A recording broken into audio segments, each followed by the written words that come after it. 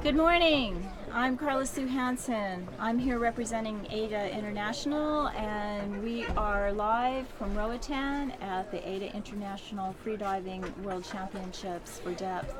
We're really excited to be here today. We've got Dive for the first time for our broadcast, and we're really looking forward to showing you and the whole world what we do here at AIDA Depth Diving.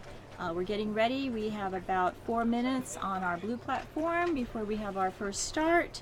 It's going to be Jennifer Brandt from the United States. She's doing a 35-meter free immersion dive, and the dive time announced is 1 minute and 40 seconds.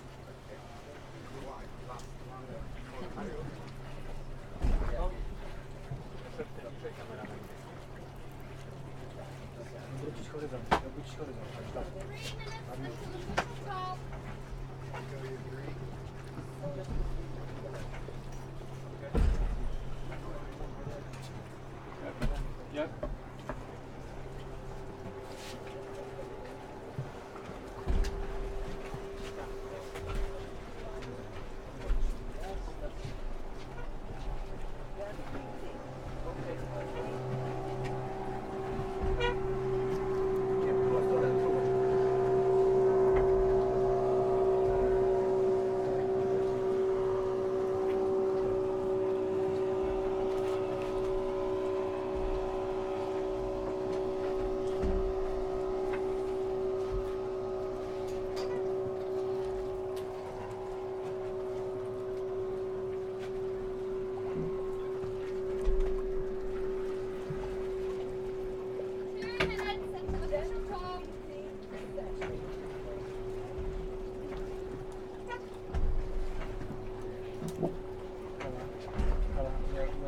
Are you ready? Okay, good morning. Carla Sue Hansen here from AIDA International. We are beginning our first dive here at the AIDA International Depth World Championships in beautiful Roatan, Honduras. Welcome, and we are really excited to have you all here for our first ever live broadcast featuring Dive for complete coverage of all the dives from the surface all the way down to the plate and back again to the surface. Today we're having ladies free immersion, and we have two platforms running. We have a blue platform and a white platform. They're on an interval so that you will be able to see both dives. And we're getting ready now for Jennifer Brandt to start from the United States. She's on the blue platform. She has announced a 35-meter dive with a dive time of 1:40. On the white platform, a few minutes later, we will be having Julia Wheeler from Australia. The format that we're having today is a pyramid style on our start list, which means that we start with shallow dives, go up to the deeper dives, and then come back again to the shallow dives. The reason for this is that it's for safety reasons. The safeties then have a chance to kind of warm up and get ready, so they don't have to dive as deep at the beginning. And by the time they get to the deep dives where they have to do a deeper safety, they're ready to go. And also then at the end, they go to a shallower dive and they will not be so tired. So that's why we do this. So our discipline today is free immersion. Let's watch here as Jennifer gets ready to go. 5, 4, 3, 2, 1. Push the top. Last 1, 2, 3, 4, 5, 6, 7, 8, 9, 10. And Jennifer's off. According to the AIDA International rules for free immersion, the diver has 30 seconds from the official top to immerse the airways and begin the dive. If the diver is later than 30 seconds, it is a disqualification. If the diver submerses their airways, comes up and then starts again, that's a double start. That is also a disqualification. Free immersion is our discipline, the only one where the diver is allowed to use the rope to propel themselves down. They pull themselves hand over hand like this. And as you can see Jennifer here, she's pulling herself down. She will get to maybe approximately 25 meters and then start her free fall. As you can see here, she's falling nicely. She is now at 33 meters, as you can see on your screen. Her announced dive was 35 meters. She's got the tag, and she's coming back up. She will try to be as relaxed as she can on her return and make this dive without any problem.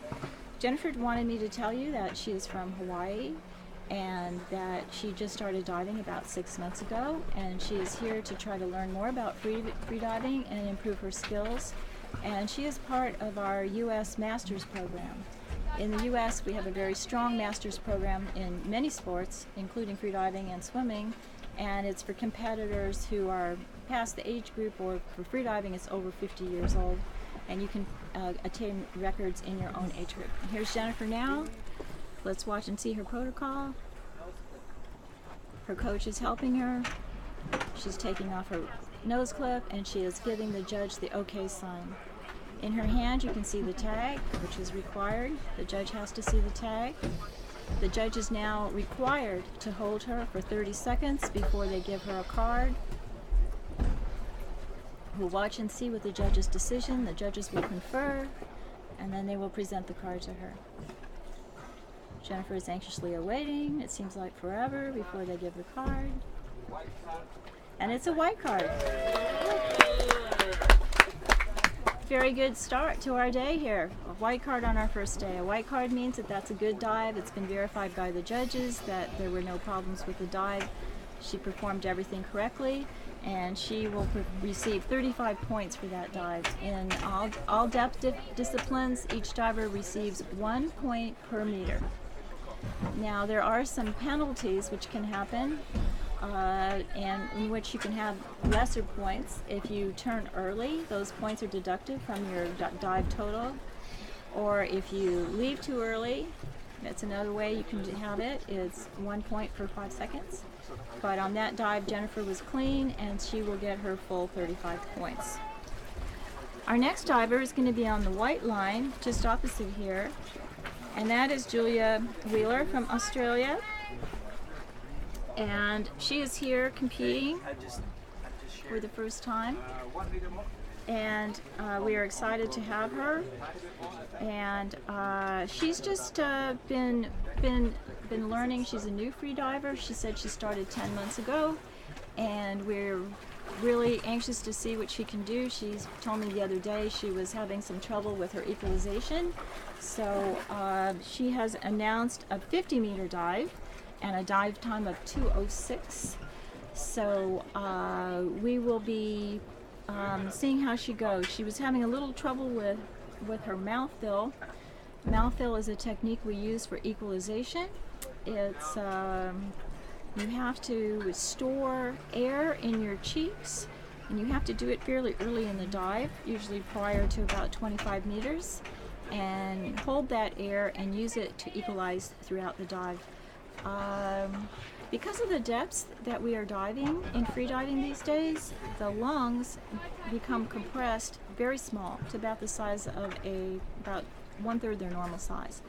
And because of that, it can be difficult to equalize because you have very little air to use to be able to do it. So for newer divers and for divers trying to increase their depth, the equalization can be an issue sometimes. So it's a matter of practice and technique, and something that divers learn over time. It also has to do with your sinuses and your eustachian tubes and some other physiological issues that people may have. Sometimes they may require surgery or some other thing in order to repair something that's not working correctly, but mostly it's a technique issue, and something that one has to practice quite a while. Free immersion is the best way to practice it, because you can take your time and learn how to equalize. When you're going faster speeds, like in constant weight, it can be more difficult. So let's get ready here. Jennifer's about ready to go. She has 20 seconds. A little bit of a line movement there, a little swell. The diver must keep their head up out of the water after official talk until they're ready to go. This is one of our rules requirements. Let's see what Jennifer does here. One of the safeties is doing the countdown. 7, 8, 9, 10. And Jennifer's off. Or Julia, I'm sorry. Julia Wheeler from Australia. And here she goes. She's doing her descent. She's taking some nice long strokes. You want to try to stay as relaxed as possible. Stay fairly hydrodynamic, but not so stiff that you're making yourself tense. She seems nice and relaxed. Looks like she's she's in her free fall now. Trying to glide down. She's presently at 32 meters. Moving along just fine. Just so you know that She looks good. the right side is not cropped. Everything's going well. And she's coming up on 46 meters. She'll be nearing the plate very soon, and there she is at the plate. She grabs her tag, Great. I'm turning this off. and she starts her ascent. And here she comes. We have our tags are small Velcro tags. The female part of the Velcro, the softer part. The part that has more adhesion, that part, you can put around your wristband or on your neck or anywhere on your suit and attach the tag to that so you don't have to carry it in your hand. It makes it a lot easier. But people have different ways. They put it in their hood, they put it in their swim cap, whichever they want. I've even seen a few people put it in their teeth, but I don't recommend that. And here she comes. She's at 9 meters now. Both safeties are with her, swimming up. Jennifer's looking good. And here she is on the surface. She must turn around and face the judges, remove her nose clip, give the OK sign within 15 seconds of surfacing. If she's over time, even by 1/100th of a second, 15.1 or such, that is a disqualification. She's looking good. She has to keep her head up out of the water until the judges give her the card. Once she has the card, she's cleared to go and can do whatever she wants. There she goes. She's being congratulated by our judge from Russia, Ekaterina Romanova. Now she's being disconnected from the line with her lanyard. A lanyard is required for all divers. It's a safety issue so that we don't lose anybody. We can always have them there. We keep track of them. They can't just drift off. Some divers like to close their eyes when they dive so they can relax more. And if they were not attached to the line, this could be a hazard. They could just get lost, and it could be very dangerous. Next, coming up on the blue line, we have Nancy Gibson from the UK. I think Nancy is a relatively new diver as well. We're glad to have her here. Her announced performance is 56 meters in a dive time of 2:20. Nancy is getting ready now. She's relaxing. She has a noodle she's become famous for here at the competition, which is decorated with skulls, and then she has kind of a standard noodle. Divers have different ways that they like to start their dive. Some do it they'll be laying down horizontally, as Nancy is doing, breathing up on their back. Others will hold the line and be seated and sitting up. There's no rule about that. It's all dive preference on how the diver prefers to do it. And you'll see various styles throughout the day as we watch different people. It's just an individual thing. Some people feel they can get a better breath if they're in an upright position. Some people feel they're more relaxed in this position. Also, when they're in this horizontal position, the prone position, some of them roll over towards the line and start that way. Others go backwards and kind of do a back flip into the water. And as I said, there's no rule about which one should do. It's just individual preference on what you're most comfortable doing.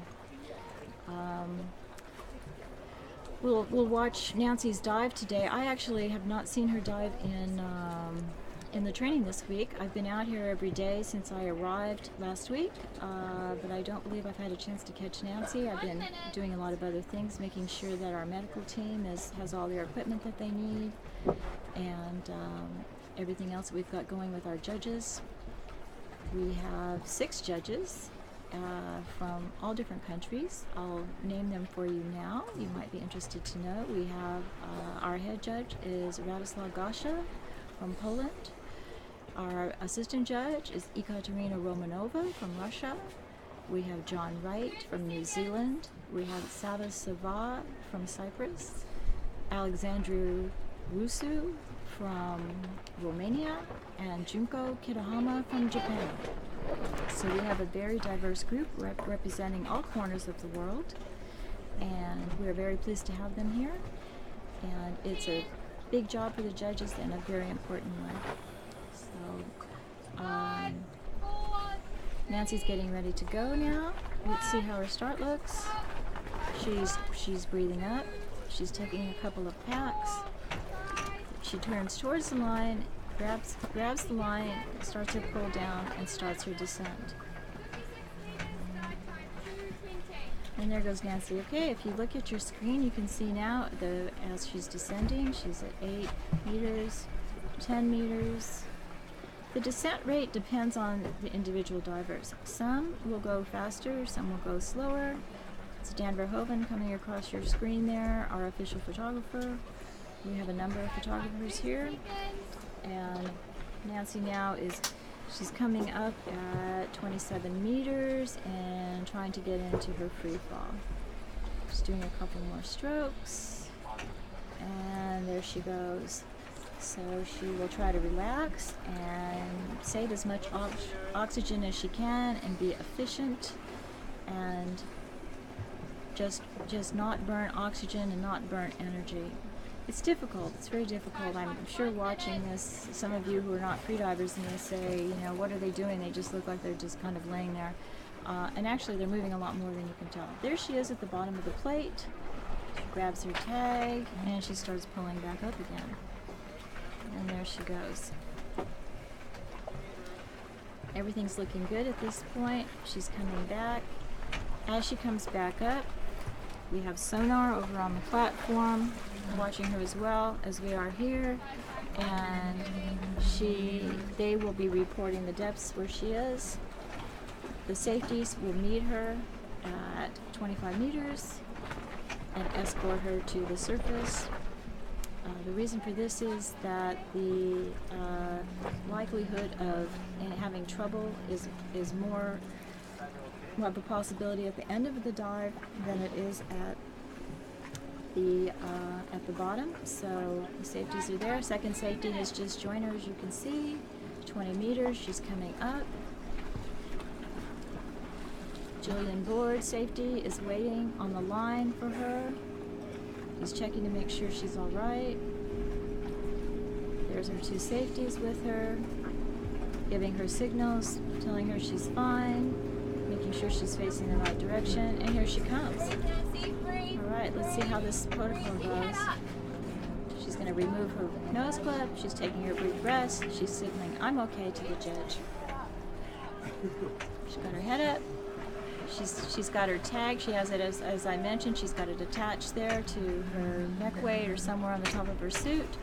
She's showing it to the judges, and now she just has to wait.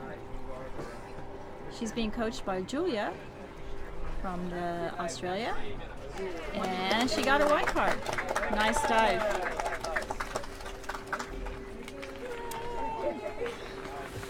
Sure, she's very excited about that. That looked great. So far we've had some very strong dives, which is great.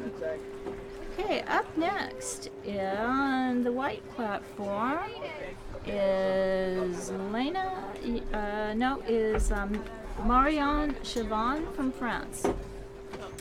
Mariana will be doing a 60-meter dive in a dive time of 2:30, and she's relaxing on her back, preparing for her dive. And see, her start time is officially 9:06, so we have 3 minutes. Each diver is guaranteed a minimum time on the line so that they can relax and prepare.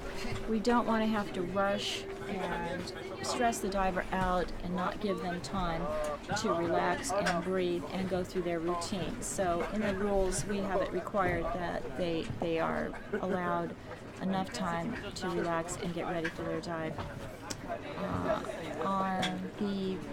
Every diver wears an official gauge.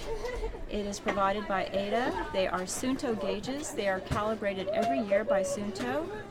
Our line is set according to these official gauges. The model that we are using is the DX, which has been tested to big depths, which is what we need here. And we set the line every morning. We drop the gauges down and we check the depth at the deepest dive of the day and then bring it up to several other depths and verify that the line is marked correctly and it's reading correctly. If we notice that anything has changed, that the line has stretched or anything, we will adjust it by the amount that we have determined that it is off. Each time the judge will call out to the person setting the line on the platform, the safety diver who has that assigned job. They will set the line, the judge will check the marking to make sure it's right, then another safety diver in the water will dive down to the next 10-meter mark and verify that it is set correctly. This way we won't have any mistakes. We have like a triple check system to make sure that those lines are set correctly. Getting ready now for Mariana for her 60-meter dive. Her dive time again is 2 minutes and 30 seconds. She has 20 seconds. She's just trying to relax and breathe. You can see our judges here. Katja and Junko are on this line this morning. 5, 4, 3, 2, 1. Officials up. 1, 2, 3, 4, 5, 6, 7. Siobhan is breathing, and there she goes. She did that backward start that I was mentioning, where she just kind of slips into the water from the back. She's pulling down now. She's coming up on 8 meters, 9, 10, doing some nice strong pulls, trying to make cover as much of the rope as she can in an easy way, and she looks to be doing just fine. We have quite a few members of the French team here competing. We are really excited about that, since this is the first competition that we have had outside of Europe for a number of years. We had a 2009 Depth World Championship in the Bahamas, which was my first competition in which I competed. Then we had a Team World Championship in Okinawa, Japan, but everything else we've had since then has been in Europe. So this is a nice chance for all of our members who are diving in the Americas and other regions to be able to participate and not have such big airfare to pay. We also have beautiful conditions here. The water is very warm and it makes it easy to dive. It's calm. We don't have a lot of current. As long as we don't have bad weather, everything is really nice and conducive to some very good, easy dives. And we can see Mariana ascending now. She got her tag. Everything's fine. She's just trying to relax and come up and conserve energy. She's probably thinking about her protocol at this moment, reminding herself she needs to look at the judges. She needs to remove her nose clip. She needs to give the okay signal and then say, I am okay, all within 15 seconds. If she completes that properly, she will be awarded a white card. So let's see how she's doing. She's currently, the safety has met her now, the first safety, and you'll see the second safety appearing right now.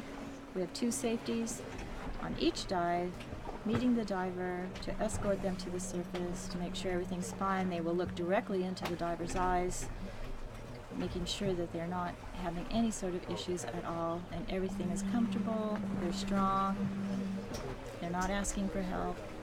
A diver can always ask for help, and a safety will lift them to the surface. Here comes Siobhan. Let's see her, Mariana, let's see how she looks. She's looking at the judges, she's doing her recovery breaths, making sure she's breathing, looking right at Judge Katja Romanova. Katja has her stopwatches in hand. Coach is coaching her, reminding her what to do in the correct order. Now she just has to wait.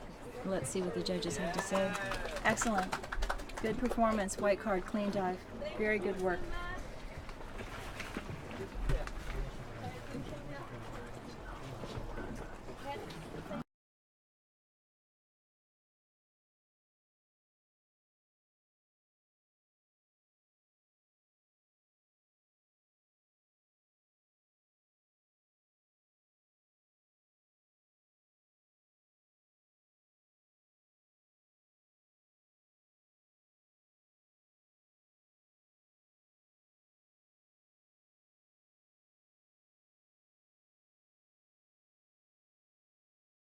You know what? When I was, is it okay? Can you hear me all right? Okay. Hi, we're back. I'm sorry. Our Chief of Safety, Ren Chapman, had something he wanted to say to me. Ren Chapman is our safety and our head of this whole thing, making sure everything is going great. And I'd just like to give a shout out to his wife, Ashley, and their darling daughter, Ani. Ashley and Ani were here earlier, but they went home. Ashley is expecting, so you know, she's got to take care of herself first. And things here can get rather stressful because we want this to go really well, and there's just a lot of questions. You don't get a lot of sleep and all that. So hi to Ashley, and thank you for all your work getting this going for us. She was a big part of getting this going. We're on the white platform now, and we have Awar also from France who's going to be diving. She does not want to have dive eye, so we will not be showing this dive for her. And oh, I'm sorry, the blue platform. Excuse me. The blue platform, we have Natalie Redman. I'm sorry. So Natalie Redman, and she is doing a 60-meter dive in a dive time of 2:12. And Natalie is getting ready for her dive, and we'll wait for her. She's on her back, as I said. She's got her noodle. She's using one noodle. Some people use two, some people don't use any. Everyone has a different preference on how they do things, and we're excited to see Nancy here. I haven't met her in the past. This is the first competition in which I have seen her. So we're very happy to have a lot of new divers here participating. This competition has attracted a lot of people from different areas and different divers than we might usually see. So we're always glad to have our known divers back, but it's always great to have new ones. Here she goes on the countdown. Victoria's counting her down. She's taking her last breaths. Getting herself situated. She removes her noodle, and there she goes. Natalie Redman from South Africa, Natalie is from South Africa, and we had a formal group in AIDA from South Africa, which was led by Hanley Prinsloo. But Hanley has gotten involved in some other things. She's a big advocate in shark conservation and ocean conservation in general. And she just didn't have time, and she wasn't doing competitive freediving anymore. So that group has kind of disbanded, and now we have a new group starting. So Natalie is one of the representatives from South Africa, and we're really glad to have South Africa back with us again. We are always happy at AIDA International for new countries to start. We have about 42 member countries currently, but we get new ones, probably once a month. I had several inquiries just from this competition. We had Guatemala has applied for full membership. We have Peru here, we have Honduras, we have Ecuador. All new members, and it's just great to see this. Here she is. She's coming down to the plate, having a little trouble there at the plate with the tag, but she's got it. She's securing the tag on her wristband, and she's coming back up. So everything is looking great here. One thing about free immersion is, as a judge and as watching it here on our dive eye, there's not as much to watch for as far as violations go, because you're allowed to use the rope. It doesn't matter where you grab it. Now, on our other disciplines, when we move into the constant weight disciplines, it does matter. You are not allowed to grab the rope. If you grab the rope, it's a penalty of 5 points. If you pull, it's a disqualification if you are outside of the candy cane zone. And the candy cane zone is that 2 meters down at the bottom where you see the little stripes. So anything outside of that results in either a penalty or a disqualification. Here she's coming. You can see the light getting brighter. Both safeties are with her. The photographers are coming in to take their photos. I'm sure she'll be glad to have her picture taken here. She's coming to the surface. She's very close. I can see her from here. Our water is so clear. It's just stunningly beautiful. And here she is. She's taking her breaths. She's removing her nose clip. She's giving the okay sign. She says, "I'm okay." She's looking right at the judges. They're right in front of her. And very strong dive, no issues that I can see. We wait for the decision of the judges. Sometimes they see something that we don't see from here, so it's always on the judges. It may look good from my perspective, but something was that I didn't notice could be wrong. She's got her back to me, so I could certainly miss something. So, South African record. That was Alex Russo reporting. That is a new South African record in free immersion for Natalie of 60 meters. So we are very excited about that. Congratulations to Natalie for that beautiful dive. As I started to say earlier, next on our white platform, we have Lena Volta coming up on the white platform. Lena's dive is going to be 63 meters and a dive time of 2:25. Lena is originally from Belgrade, Serbia. Lena just happens to be a friend of mine, so I may know a little bit more about her than I do about some people, because she resides in the same town that I'm from, Newport Beach, California. And she left Belgrade when the Bosnian conflict was happening as a young child, and she had moved to Holland and lived in different places for years. She was prior to being in California, she was living in Mexico. She started freediving there and training, and the Serbs actually have a pretty strong team, and also the our AIDA board sports officer, who is the person in charge of competitions, is from Serbia, as Uroš Kojic. And so Lena is here today. She's excited to be here because she's another person who actually lives closer to this area since she's residing in California at the time. And so this made it easier. She didn't have to go to Europe. And the only problem we have in California is Lena and I were having a conversation before we came out on the boat this morning. It's not a good place to train. Our water is very cold, it's very murky, it's very rough. We have to go pretty far to find any depth. It's very sharky, which can be quite scary, and I'm not talking about little sharks. I think you all know what kind of sharks we have in California. We have the kind of sharks that bite people. So it is problematic, but we do pool train on a regular basis. Lena and I both belong to the same club, and we have a pretty hard routine that we do, pool training, which keeps us in shape. And 30 seconds until Lena's start. She has been diving for, maybe 4 years, I think now.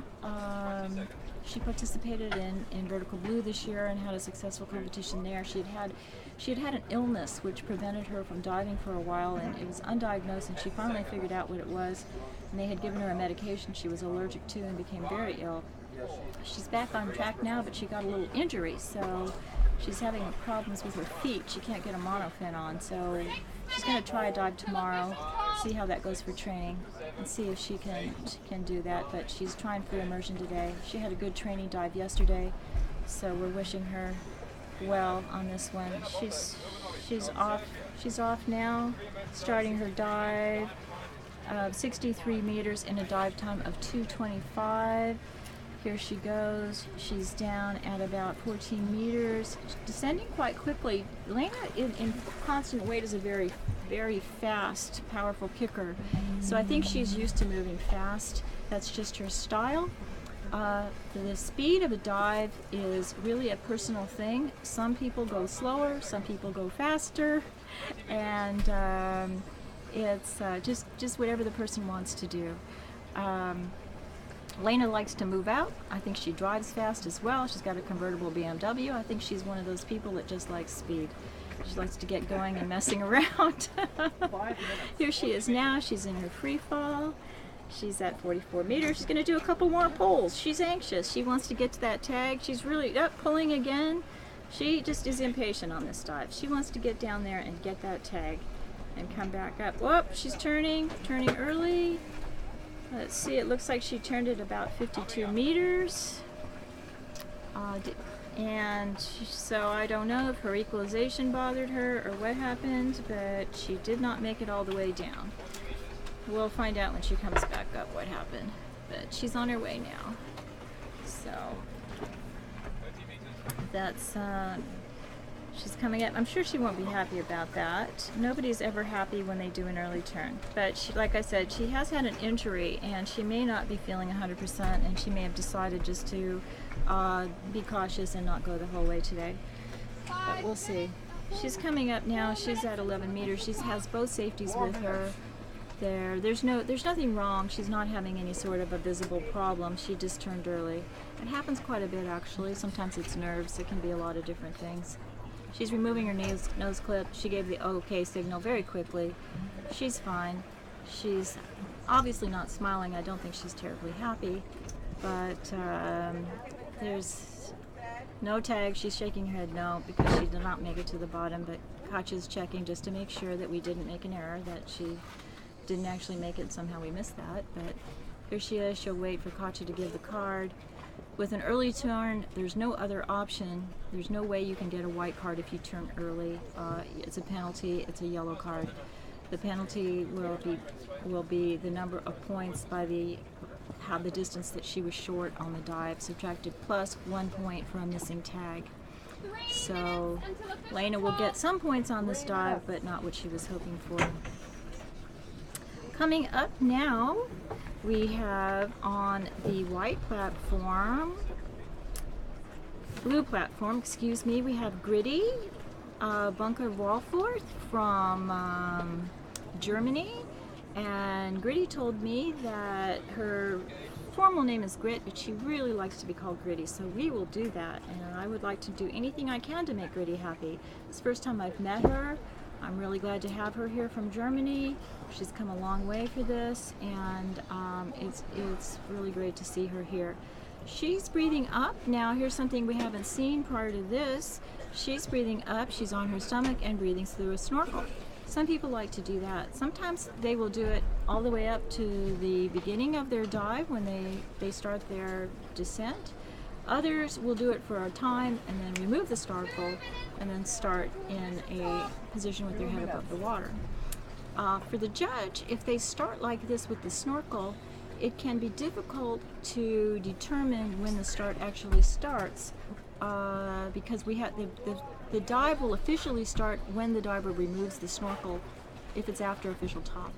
Prior to official top, they can do whatever they want, but if the dive is after official top and then it starts when they remove the snorkel. It's not quite as important in free immersion as it is in constant weight and constant no fins, because you're not allowed to hold you have to let go of the line before you remove it. But for this, hey Lena. So we've got, so right now we're gonna wait for Gritti to go. She's announced a 62-meter dive in a dive time of 2:35, and we will be watching her do this dive. I've got a couple of people up here who have joined me, which is great. We've got Julia. Julia's going to come over and talk to us, and we also got Lena. And so Julia, come over here and you can watch this dive with me. Congratulations on a successful dive. That was fabulous. congratulations. That was just wonderful. Yeah, it was fun. It was a good dive. It was fun. You had a great time. Yeah, Good. it was really nice. Enjoying it here? Yeah, it's incredible. The conditions are so perfect. And Oh, that's it's great. Such a good energy. So, Is this your first major competition? Yes, this is my first international competition. Yeah. Good, great. Yeah. That's really great. Well, we're glad to have you here. Thank you. I was just commenting to our audience that Gritti from Germany here, she's got Tim Omegan coaching her, by the way. If you see Timmy there, we always notice Timmy likes purple. All his things are purple, his fin, everything matches. We have a purple snorkel as well. Yeah, and she's matching. Timmy is coaching her. And Gritti, I was commenting, we hadn't seen anyone do this before, likes to breathe up with a snorkel. We haven't had anyone in this competition do that yet. And you can see now she removes the snorkel. There she goes. The moment she removes the snorkel is the time the dive begins. And here she goes. She's off, she's pulling down. She's doing a lot of little small pulls. Each person has a different technique and style. There's not a right way or wrong way. Started free fall. Yeah. Oh, no. Well, no. Now she's doing a couple more strokes. She's coming along. And so, what do you think about this dive eye we've got going here, Julia? I think it's so cool. I mean, you can see everything. You can see everyone. Yeah, I guess it's amazing. It's really incredible. Even watching it now, I'm a bit lost for words. Yeah. You can just see the diver going into the relaxation mode, and you can see what, you can just relate to what they're doing, and it's so cool. And it's such an awesome safety mechanism as well. Yeah. So yeah, you don't feel so silly when you see people like kind of moving around if you do the same kind of thing. Yeah. So well, the primary reason for it, it's of course, a nice free fall. Yeah, she's in a nice position here. She looks very relaxed. Yeah. She's coming along. You can see her current step, 55 meters. We know exactly where she is, what she's doing. And she's going for 62. Yes, she's going to 62. You can see her dive time along with this, so we know that there she is. She's at the plate. She's got her tag, and she's coming back up. And a couple of tags. Oh, look at that. Little pulls. Little pulls. Yep. She looks anxious to come. She's having a good time. Very good. Wow. Yeah. Her pull is quite fast, isn't it? It is, yeah. Yeah, this was what's so great about this, because normally we don't get to see these things. We don't really know what everybody does. And this, revealing some secrets and maybe also showing bad habits, it has both advantages and disadvantages. But the thing that's great is, our first priority for this, of course, is the safety. There comes the first safety. We can see he's there. Yep. Everything's good. Yep. Oh, and now she's taking a longer stroke. Yep. A couple maybe. Yep. Yep. Lengthening those strokes. Nice. Second safety is there. Second safety is coming around. Oh, Good. There comes the photographer. Yep. There's Dan. Nice. Oh, Yeah. she slowed it down a bit. Yeah, I guess she's just trying to Just compose herself, I think, before she comes to the surface, probably thinking about the steps she needs to do to complete her protocol. She's probably having a great time. Yeah. That's always the great. best bit, just before you're about to hit the surface. Whoop. And there she is. She takes off her mask, takes off her nose clip. And she said, "I'm okay." Yep. And she's got a tag in her hand. Keeping her head nice and high above the water. She looks excited. Ah, that's so cool. Now she waits until she gets the card. Oh, I love it when they So smile. It's so nice. Such a good feeling.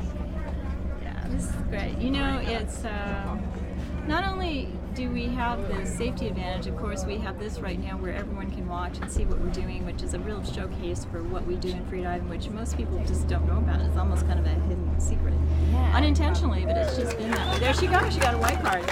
Nice job. Nice job, Gritti. Awesome. And Yeah, that was it's good. great, to be able to show people what we do. More and more people are becoming accustomed to what freediving actually is. Uh-huh. It's not cliff jumping; it's going underwater. A lot of people think it is cliff jumping. You're Yeah, right. they do. Absolutely. So that's It's really nice for them to see, kind of put a bit of visualization to what we're actually doing. Yeah. The other thing that's really nice too is an opportunity for the divers to see themselves as well. And I know when I'm diving, it's like I don't know what I'm doing, and for better or for worse, I'd like to see so I can maybe learn how to improve my technique, see what I'm doing right, see what I'm doing wrong. You know, we get to see sometimes the very advanced divers, you know, like we've all seen videos of William Trubridge doing a free immersion at 124 meters, but I don't ever get to see myself because no one cares about filming me. So I care. I'd love to see you. I love seeing everyone dive. It's awesome. Yeah, It's really cool. It's you know, it's great to see that an advantage, and you can work on your technique this way, and it really gives us a great thing. Okay, so up on the white platform now, as I mentioned a few minutes ago, Awar also of France is going to be diving a free immersion dive of 70 meters and a dive time of 2:36, but Awar has asked us not to show her dive live, so we will not be doing that to comply with her wishes. If somebody doesn't want their dive, that's up to them, so Okay. we won't be commenting or doing anything on this dive.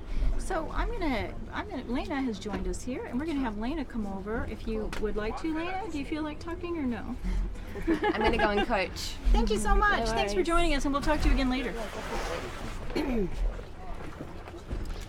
So Lena, all right. I know. I told you all when I'm on my comments, I didn't think Lena was going to be terribly excited about that dive. So would you like to tell us what you were feeling and what was going on? And It's quite disappointing because yesterday I had a really good dive to almost the same depth.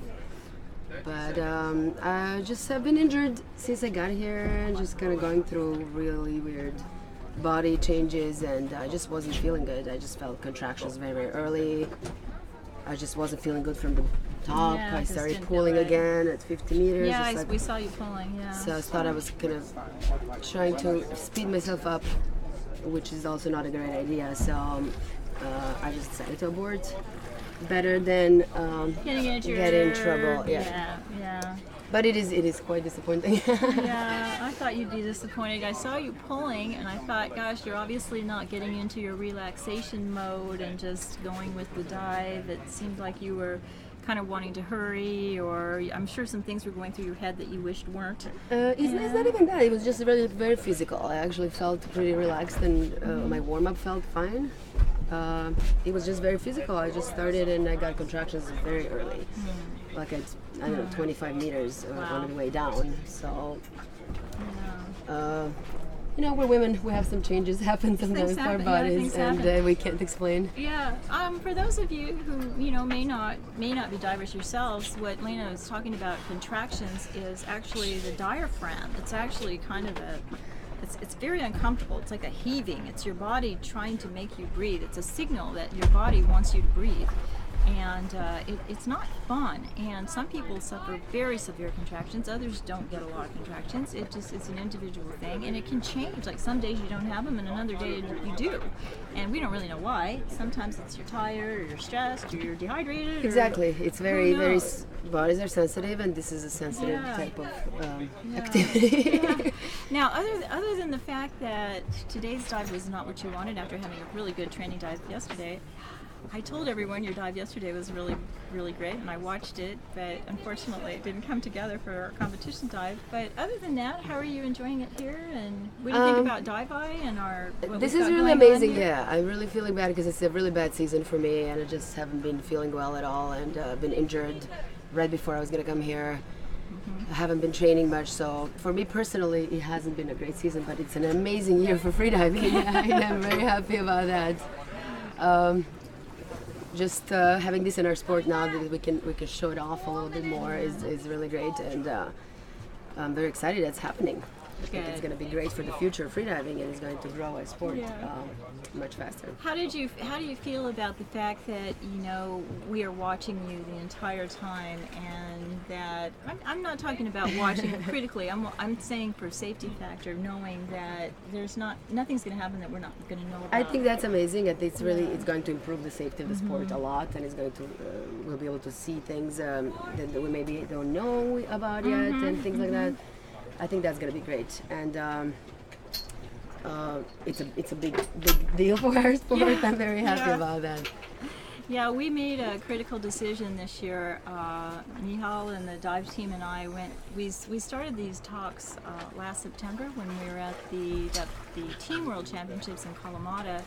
and we were, Nihal was there, and he was telling us about this that he had, and we started talking and what we could do to get them at our competitions, and we went back and forth for months trying to figure out, because it's a lot of equipment, and they come from Europe, and we have to get it all shipped, and we have to pay them and all this, and whether it was going to work or not, and in our situation here where we might have some current and some waves and different things. But after months of negotiations, and finally I put my name on that contract, and I decided we decided with my name on it that we were just going to go for it. So, and I'm really, really pleased. This is just amazing. It's just amazing. It's very exciting. And, It is. It's just, I think now it's going to be the standard for the sport. It really is. It's something that we really need to have. So Aurora has completed her dive now, and she got a white card. So everything went well for Aurora, and we're pleased about that. She's got a white card on her dive of 70 meters, and all's good for her. And we'll be moving over to the blue platform now for our next diver, who's going to be Elena Warty Hunt from the UK. And right now, Helena is going to be doing a 70-meter dive with a dive time of 2:40. She's got a neck pillow, another apparatus we have yet to see. This is our first neck pillow we've had. Like I said, it doesn't matter what one uses. It's up to you, what you like. And she's got that. And right now, I have Gritti joining me. And Gritti, congratulations. What a beautiful dive. Thank you. How did it feel? I'm really happy that I got there because I was quite nervous. My meditation skills helped me a lot, but I was quite nervous because it's just my third competition. Yes? Oh, yeah, that's in total. great. So, that's fabulous. That's I just fabulous. started competing last October. Oh, that's great. So have you been training in Egypt, or where have you been going? Yeah, I have been training in Egypt. I live and there since almost 2 years, and yes. Oh, that's great. For our divers from different areas, a lot of our competitors from Europe live maybe somewhere like Germany, Austria, Belgium, wherever, where they don't have the ocean. So they oftentimes will train in Egypt because it's inexpensive, it's close, they can get flights there, it's all set up for training. There are many dive centers there. And so Gritti is one of these people. So we're glad to have her here. And how are you enjoying it here in Roatan? I must say, I almost really wanted to move to here because the conditions are just so amazing. It's the first time in my life I'm wearing a 1.5 meter suit, so I'm really, really happy that this was possible. And I'm really, it's amazing here because it's warm, you never get cold, and also, of course, the whole setup here and the safeties. It's just completely different when you train for yourself because now you know you are. Everything is done for you. Yeah. Well, and the thing is, for those of you who haven't been in Egypt before, some of our other training places, they don't always have platforms and this kind of counterbalance of things that we have here, and the sonar and the whole thing. We have everything here to make the sport as safe as possible. And once you get used to it, you get really spoiled. It's just what you become to realize how much easier it is, and it's so much less stress and we have two excellent doctors. I will introduce you all to both of them later on, but I have worked with both of these doctors at previous competitions, and they are excellent. We basically have a emergency room on the platform. We have to in these situations because by the time we got somebody to shore and to the hospital, it could be too late. So we have 2 AEDs, heart defibrillators. We have electronic suction devices. We have full airway management. We have every possible. It is an emergency room. So we are equipped to take care of something if anything happens, which is a great reassurance for our divers. So now on the white platform, we have started with Helena. She's on her dive now. As I said, she's going to be doing 70 meters in a dive time of 2:40. And Gritti, take a look at this and tell me what you think about her free fall here. So Helena is my dive buddy, and we've been diving for the last whole year. Oh, great! So I think she looks really, really relaxed. Yes. Okay, so tell us a little bit more about Helena. She's now coming up at 65 meters. She's looking like she's going to be there. She is at the plate. Good to take. She's got her tag, Yoo-hoo! and she's coming back out. That looks great. She will be super, super happy. Oh, that's great. Did she seem That's great. nervous or anything prior to this? She was a little nervous, but she never looks like she is nervous, because she looks always like completely under control or in control. That's great. Yes, but I think it's there would be something wrong if you would not. Yeah, not didn't have get- some normal yeah, nerves. yeah. Yeah, I think it's really hard. I always get really nervous. I know when I dive, so when I compete anyway. And we're really glad to have her here. She sent me a message. I had asked if the divers what they'd like me to say about them, and she said she was ready to have frozen margaritas. So Yes. she's looking forward to some good dives and celebrating. And that's one of the things. Just as a side note, our divers during competition don't usually enjoy much as far as, you know, junk food or junk drinks or any of that sort. They're on pretty strict diets normally, so when they're done, they're always glad to celebrate with a couple of beers or something. So here I'm she's so coming. happy for her. Yes. Isn't that great? And here Yeah. she's got both safeties with her. You can see Dan Verhoeven over here with his camera. She's coming up. She's at 14 meters. We'll see her in just a second. I think this dive eye is really, really great. Isn't this Yeah, isn't it it is. so cool? I know. Finally, you can see what I know. what It's you are just- doing and what others are doing. It's great. It's just so great. It just gives us this added thing that we Yes. haven't had before. And here she is. She's giving the signal. She's got her nose clip on. She's smiling, which is great. It's always great to see somebody smiling. Her coach is telling her, reminding her to keep her head up. If you do happen to dip after you come up, that is a disqualification. So you've got to remember to keep that head up. Helena's got, I can tell she's got a big grin on her face even from here. Judges are watching their watches. They wait for the time to pass for the 30 seconds, and they will signal to each other, and then she will get her card. Let's see what they say. Oh, white card. That's great. Good job for Helena. I'm sure she'll be very pleased with that. Thank you so much, Thanks. Gritti. And Yeah, we'll thanks, talk to you Carla. again after Yes. next time. Please come by and join us again. Thank you very much. All right, over on. Oh, come on over, Nancy. Okay, we're gonna on the white platform. Our next diver is going to be Estrella Navarro home from Mexico. She's going to be attempting a 74-meter dive in a dive time of 3 minutes and 3 seconds.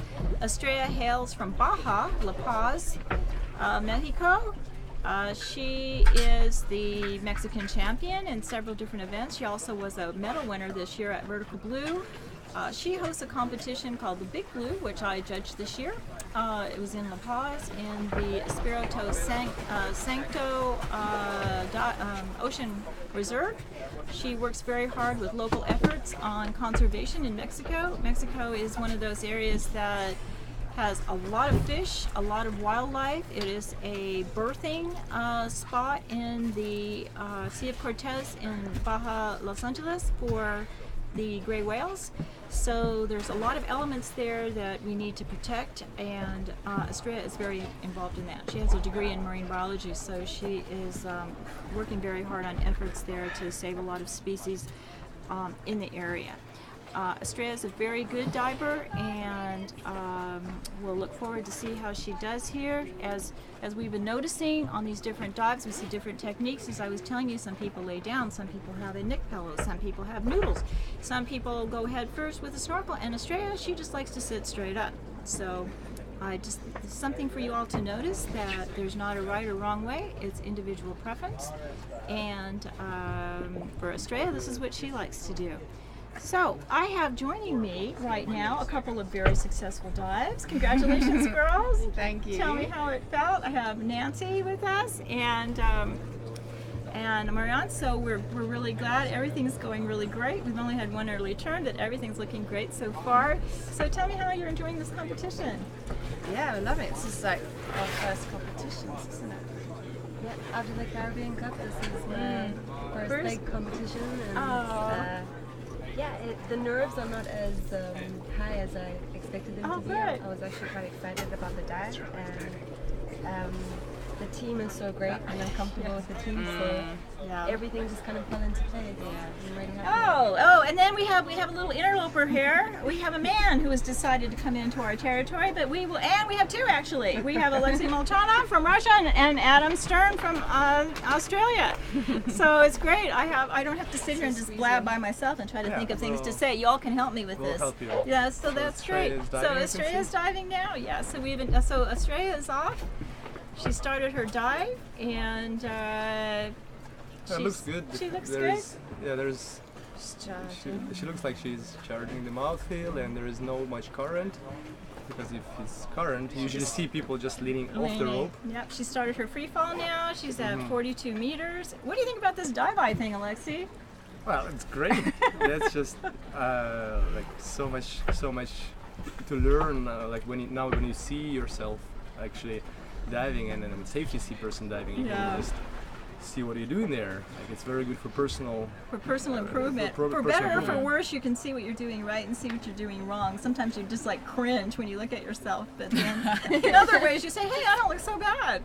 Yeah. So Then it's the experience of having something down there with you, I mimicking think, your move. well, and I think maybe like you girls were saying that it's just having this great safety team that we have here that are so well trained, and then there she is. Yeah. She's got her tag. She's coming back up. It all gives you peace of mind. It's like you're not alone. I mean, we are all here. We're watching. If we need to do something, we can act really quickly. Yeah. As I mentioned earlier to our viewers, we have excellent doctors here, which is extremely important. Very complicated and high technology equipment. And so here's Estrella coming up. Are you feeling any current at all today, girls? No. No. Because we were expecting big winds today.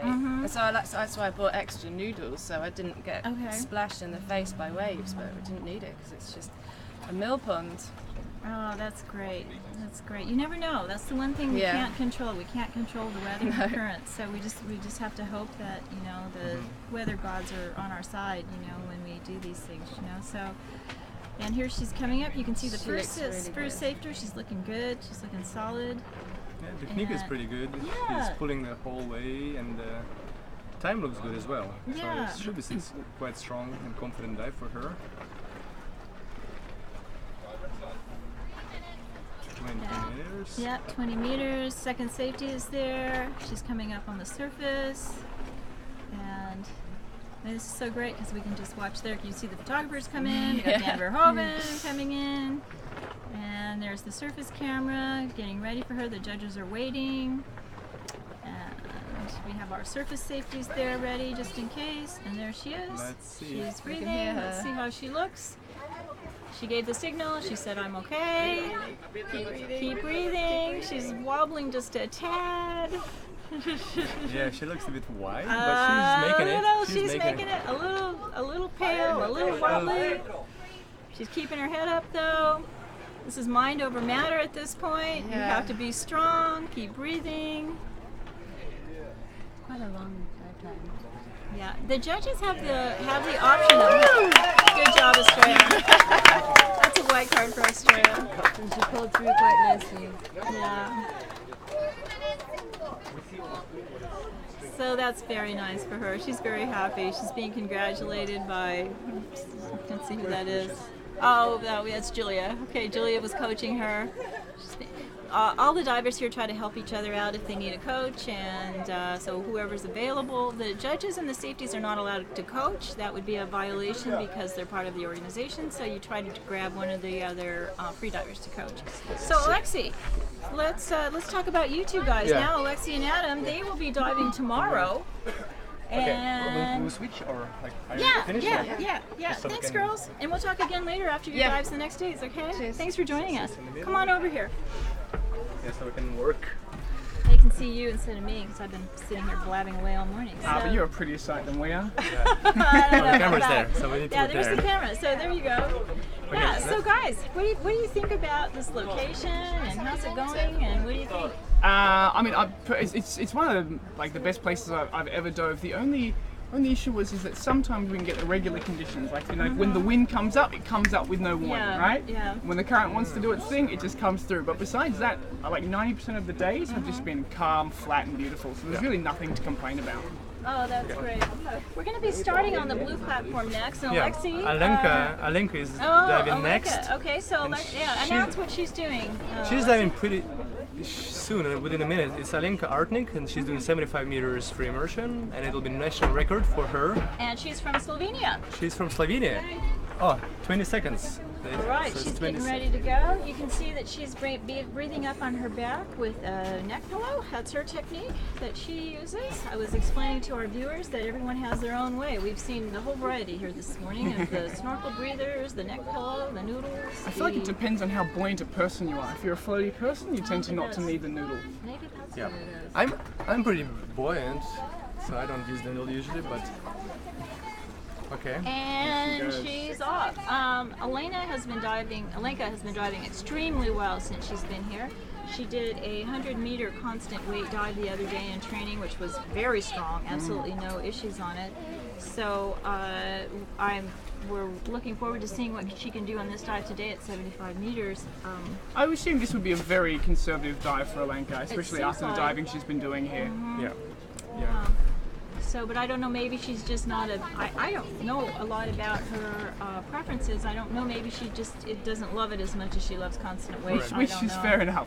I know for Alexi, as a matter of fact, he only recently has decided that he loves free immersion. I mean, you've just kind of taken it on this last year. Well, you focus first on the cool disciplines, which is constant weight. Of course. Constant weight, and then like free immersion is something like which comes second, and I think that's pretty much true. It's the least for athletic, I feel. So some people steer away from it because of those reasons. But it's cool. It's like it's pretty cool. Like it's slow, so it requires a long breath hold. It's much slower. She's looking very relaxed and comfortable in this descent. Yeah, and the time is good. It's 60 meters now, 1 minute 13, so it's pretty good speed for the girl. It's faster than I get down there, to be honest. Yeah, she's looking great. Well, for those of you who don't know, I want to just get in some little accolades here for Adam and Alexi. Adam is the current champion of Australia in constant weight, and he's a great personality that is always funny, and I made sure that he was cleaning up his language for our broadcast here today. I have been known to have a foul mouth. He tends to be rather colorful, and then let's just call it rather Australian. And then Alexei Molchanov is our deepest man currently in the world, constant weight diver, 129 meters, which, by the way, he does extremely easily, much to the rest of our chagrin when we watch these dives and say, how does he do that? Much to the the rest of our despair is what you're trying to say, Carl. Right. So I just want to comment her turn. If you saw, like, it seems like it's the second diver I see now. Like, they turn pretty, like, they look a bit surprised at the bottom when they reach the bottom plate. So she must have been really relaxed. Yeah, and she then must she have just been came or relaxed, or they didn't have alarms like 5-10 meters before the turn. So that's what I do. I have alarm 10 meters before the bottom plate. That's a good point, Alexei. Very good. Because then you're less like tense and stressed when you get to the bottom plate. Well, also the narcosis can be stronger on a free immersion dive, so they may not be paying attention as much as they would on previous dives or other dives. For sure, yeah, sure. But she looks good. It's 80 meters and she's pulling really relaxed. I'm expecting this to be strong, so let's see what it looks like when she comes up here. 10 meters below the surface now. Yeah. I think she looks very fresh. Yeah, I mean, this looks like you're at this point wondering, she's probably thinking to herself, why didn't I announce a deeper dive? I think she's saving herself for the dive that she wants to do in constant weight. Yeah, and here she is. She's going to take off her nose clip. She's acting as if she's sitting on a park bench at this moment. I'm okay. And smiling. Smiling. She's very. Yeah, this is like I just turned around and bought an ice cream and I'm feeling just great. An absolute walk in the park. Yeah, absolutely. Now she'll just wait for the decision from the judges. Looked very clean to me, looked clean from our position here, and we'll see what the judges have to say. 3-minute dive time, which is, I mean, that's a fairly long dive time for a 75-meter free motion dive. Yeah, I think she took her time coming up. Certainly. Ascent was a bit slower than it could be. Yeah. I think she was just relaxed, though. She looked like she wasn't concerned at all with it. No, definitely not. Yeah.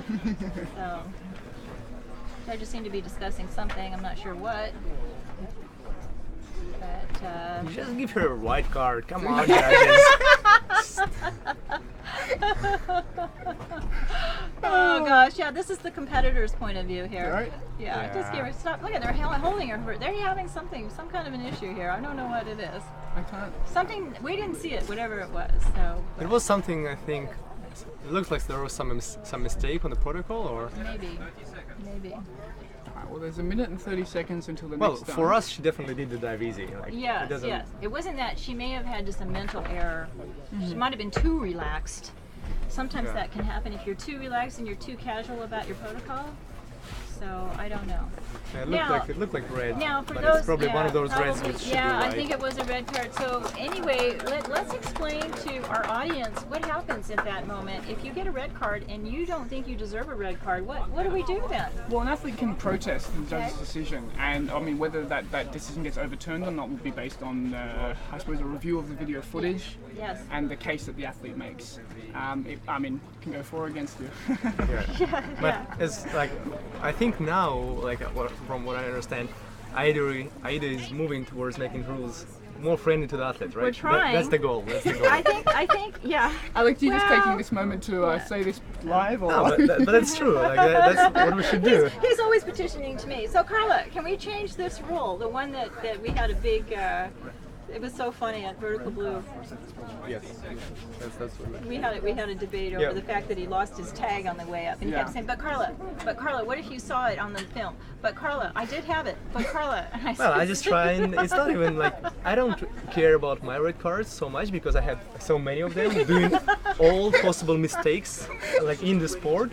So I don't really care about myself. All possible mistakes. I had a pretty hilarious mistake the other day that I don't know if you've done before.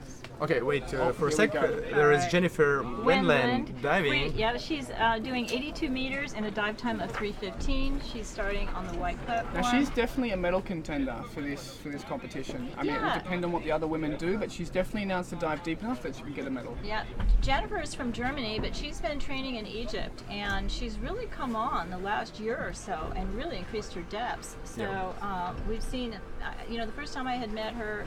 A couple years ago, she was kind of doing more pool events and things like that, and she recently has really stepped up her depth training. So I'm really happy to see that. As I was explaining to our viewers earlier, that for those people who live in interior areas of Europe, as Alessia does, depth training is not easily accessible. No. Even for us in Australia, we don't get great depth conditions. Yeah, we don't have it in California. Yeah, we don't have it in California. But Jennifer was training in Dahab, with her understanding a lot. I saw her myself when I was in May, and she was training a lot there. She's got her fingers running through the dive line as she free falls, which is, I think, it's something that I do for a sense of comfort, and so that I can also close my eyes and completely relax. I'm just making assumptions here as to why she's doing it, but it's a nice and comforting technique. But I would say, like, the way she bent her arm now, like, it's slowed down the speed a little bit. It definitely slows the speed down for sure. Yeah. But it's you sacrifice speed for extra relaxation. But look at the depth and the time is pretty okay, so it means probably that she has quite some weight. She's wearing a lot of weight. Yeah. She have enough, like a lot of weight. She's at 72 meters now in 125, so she's making good progress. She is. Yeah. So. She's moving around the line a little bit. She's really relaxed. She's nice and straight though. But looking at here, she comes into the canyon. So this was an example of a good turn. This was an example of their. That was a very nice turn. Yeah. And she's coming up a bit faster than we saw before. Is she holding the tag in her hand? I didn't see her put it anywhere. Yeah, she might be, which can be difficult sometimes, And some people just do that. There was one guy that I judged, an American guy that was doing CNF and kept it in his teeth. I've thought about that. I think it's a great idea. Except for when you do your recovery routine. Yeah. So we get a little of everything, but we do have them be Velcro so that you can stick them on to something. So she's starting to lengthen out her strokes now. Yeah. What do you think, Alex? She seemed rushed in the beginning. It seems like she's still in the hurry still now. Look, she's not as relaxed as previous divers, so I would be a little bit worried for her. Actually, what it's going to be on the surface. I mean, she looks a bit tense, in my opinion. Yeah, she's using quite a bit of effort, I think, to get it. And she should be coming into positive buoyancy here. Yes. But both safeties are there. It might be the weight that she's wearing. It does seem like Yeah. she has a big neck weight on, although it's hard to tell from this footage. Yeah, that's one of those things, buoyancy, that sometimes can be difficult, you know, and whether you want to go down faster or come back faster. You have to decide what your desire is. Okay. Here she comes. All right, she's looking a little, she's a little wobbly, trying to hang on. She's powering through it. Definitely a good fight on the surface. Yeah, here. she definitely had to fight too for that one, and I. Look, the depth is increasing. Oh, that's good. We don't need to. We'll have Estrella come in here. Let's wait and see what the car. Yeah, come over here, Estrella. You sit here with the boys. We want you in the picture, not me. So we're waiting to see here what happens. That was a little bit of a struggle. So, and we couldn't exactly tell from our angle. We were trying to see here if Jennifer was able to get herself through that. And it looks like she a white did, card. And it looks like she did. Yeah, it wasn't She's easy. happy. Yeah, Alexia and Adam were commenting that it looked like she was coming up a little stressed and it was a little difficult for her. Okay, now over on the blue line, coming up, we're going to have Jessie Liu of China. She'll be fighting for the medals for sure. Yeah, she is definitely in the medal hunt. She's announced 86 meters at 3 minutes and 48 seconds. Jessie has become a very strong diver in the last couple of years. The Chinese are really coming strong, and it's a huge sport for them in China. We have actually thousands of divers in the Chinese clubs there. It's amazing. We have all these judges. They're having competitions. It's just been an amazing progression. Now, I'd like to introduce you to Estrella Navarro home from Mexico, and Estrella's going to give us a little discussion. Tell us how that dive felt, Estrella. Well, I felt it very nice. I enjoyed it. It was not easy. I think like probably look, under the water was fun, but this morning I had a huge headache, and I was feeling like probably because of dehydration. Because last night, like I was probably nervous. I don't know, but I sweated. Like I did a similar dive in training, and it was easy. I was fresh. I came out with some samba, like shaking. You saw it. Yeah, we saw a little shaking. Yeah, a little shaking. Yeah. I think it was because of that, no? And being nervous, the competition, and also being dehydrated. But and then it was a white card. I'm very happy. It's a national record. It's a personal best. Excellent. So Congratulations. It was a good dive. Yes. I was telling our viewers about the important things in your life, being a marine biologist, and your conservation efforts in La Paz and the Sea of Cortez and that area, which is extremely important to you and also a lot of free divers. Alright. And Jessie Liu is about to descend. Yeah, let's switch back to the Jessie Liu and her. Yeah, she announced dive time. Her dive times should be. It's quite a long dive time. 3:48. Jessie Liu has an exceptional breath hold. Yeah, she has over an 8-minute static. So Jessie has always been a very slow diver, and we've been kind of working on it actually, trying to get her to speed up a little bit because you can tell she's moving along quite well. Here right you can see that she's trying to be fast. Yes. Yes. Do you know, I have to say, I was living and training with Jessie for Vertical Blue 2016, and I think that she is the most talented, naturally talented freediver I've ever come across. In terms of this exceptional breath hold, that it seems, at least, that she does no training for. Don't you hate that? Right? So much. Yeah. Oh, gosh. She's a very, very talented and very good freediver. And, you know, just on a side note, for those of you who may not know a lot about our sport, most of our divers have a profession, and Jessie Liu is a scientist. She has a PhD. She does research on for medical research and pharmaceuticals. She lives in Hawaii, but she is Chinese, and she trains in Hawaii, so she does have access to depth and good, nice depth, warm water, clear water. So she has that advantage, and she pulled herself quite deep in that dive. She only started her free fall, I suppose, at 50 meters, which is quite a deep depth. For girls. Like when I pull, I would start free fall after 40-50 as well. Yeah, but that's because you're such a buoyant fellow. Yeah, I'm a buoyant fellow. I don't have any weights, so on my dives I don't use any weights. It has nothing to do. And it looks like with all the chocolate he eats. No, or the turkey legs or anything else. Yes. Yes. Alright, we're approaching the bottom. Yeah, and here she comes. She's looking up there now. She's prepared for her turn. Oh, looks like she but actually Definitely has some issues with equalization, I think. Yeah. You can see she was tensing her legs just before the bottom two, Yes. trying to slow herself down. Yeah. And she helps with the no fins. Yes. So maybe. I think with Jessie, it's never really a concern with breath hold. It's just a matter of her equalization skill at the time. Well, she's still quite new, you know, in the sport, That's and true. And I know she's had some trouble at depth, and she's been trying to figure out if she needs to do like a little late reverse pack kind of thing, or if she needs to try to take a small additional mouthful or one large mouthful. You know, those things we need to work out when we're getting to these deeper depths where it becomes very complicated. Tweaking her own equalization. Yes, exactly. And she's been kind of going around in her head in conversations I've had with her about how she can get past these equalizations. So she may still be kind of working on that. Absolutely. Yeah.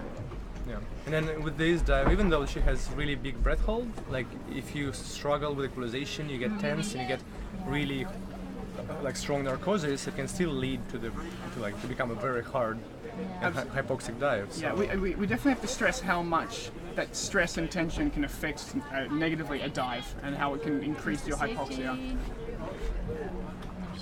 So good when the safety arrives. Oh, yeah, Estrella's just mentioning that. We all feel like that. Oh, I'm almost there. Thank goodness. Yeah.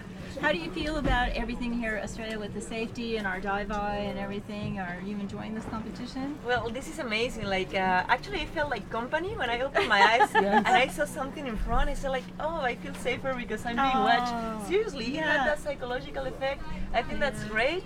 And also, well, after like the last 30 meters when you have the safety next to you, it's like not only Here comes Jessie up to the surface now. She's almost there. Let's watch her when she comes. Surfacing now. And there she is. She's breathing. She's taking off the nose clip. She looks strong. She's looking at the judges. Let's see, we're waiting. She's facing the other way. I wonder if she is a little bit shaky. We haven't seen, did we see an okay sign? I didn't see it yet. Not yet. It's a little slow. Who's her coach? Does she have one? Did she give a little sign? In the opposite direction. She's waving to us. She's fine. She's giving kisses, waving to us. So she's got no problem. That's for sure. Yeah, but it's a white card. Good. Sometimes we can't see from here. We're not close enough, and we're blocked by someone We've else. also got to fix up the camera angle here. I think it's shifted a little bit on the boat.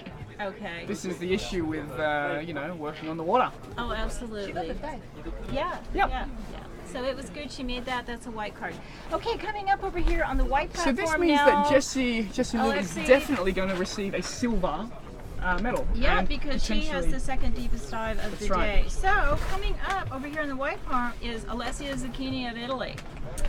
We all got our first chance to really get to know Alessia at Vertical Blue this year. She had competed in the Cagliari team championships that we had a couple of years ago, but she had only been competing in CMAS events prior to this in Italy. So doing a lot of training in Sharm el-Sheikh. Yes, but she recently decided that she wanted to focus more on AIDA competitions, and because we are the coolest, deepest divers, so being cool is very important for freedivers.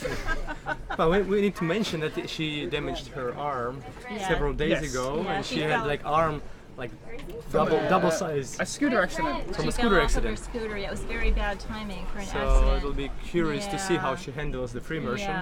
Yeah. She said that I asked her, and she said, it was a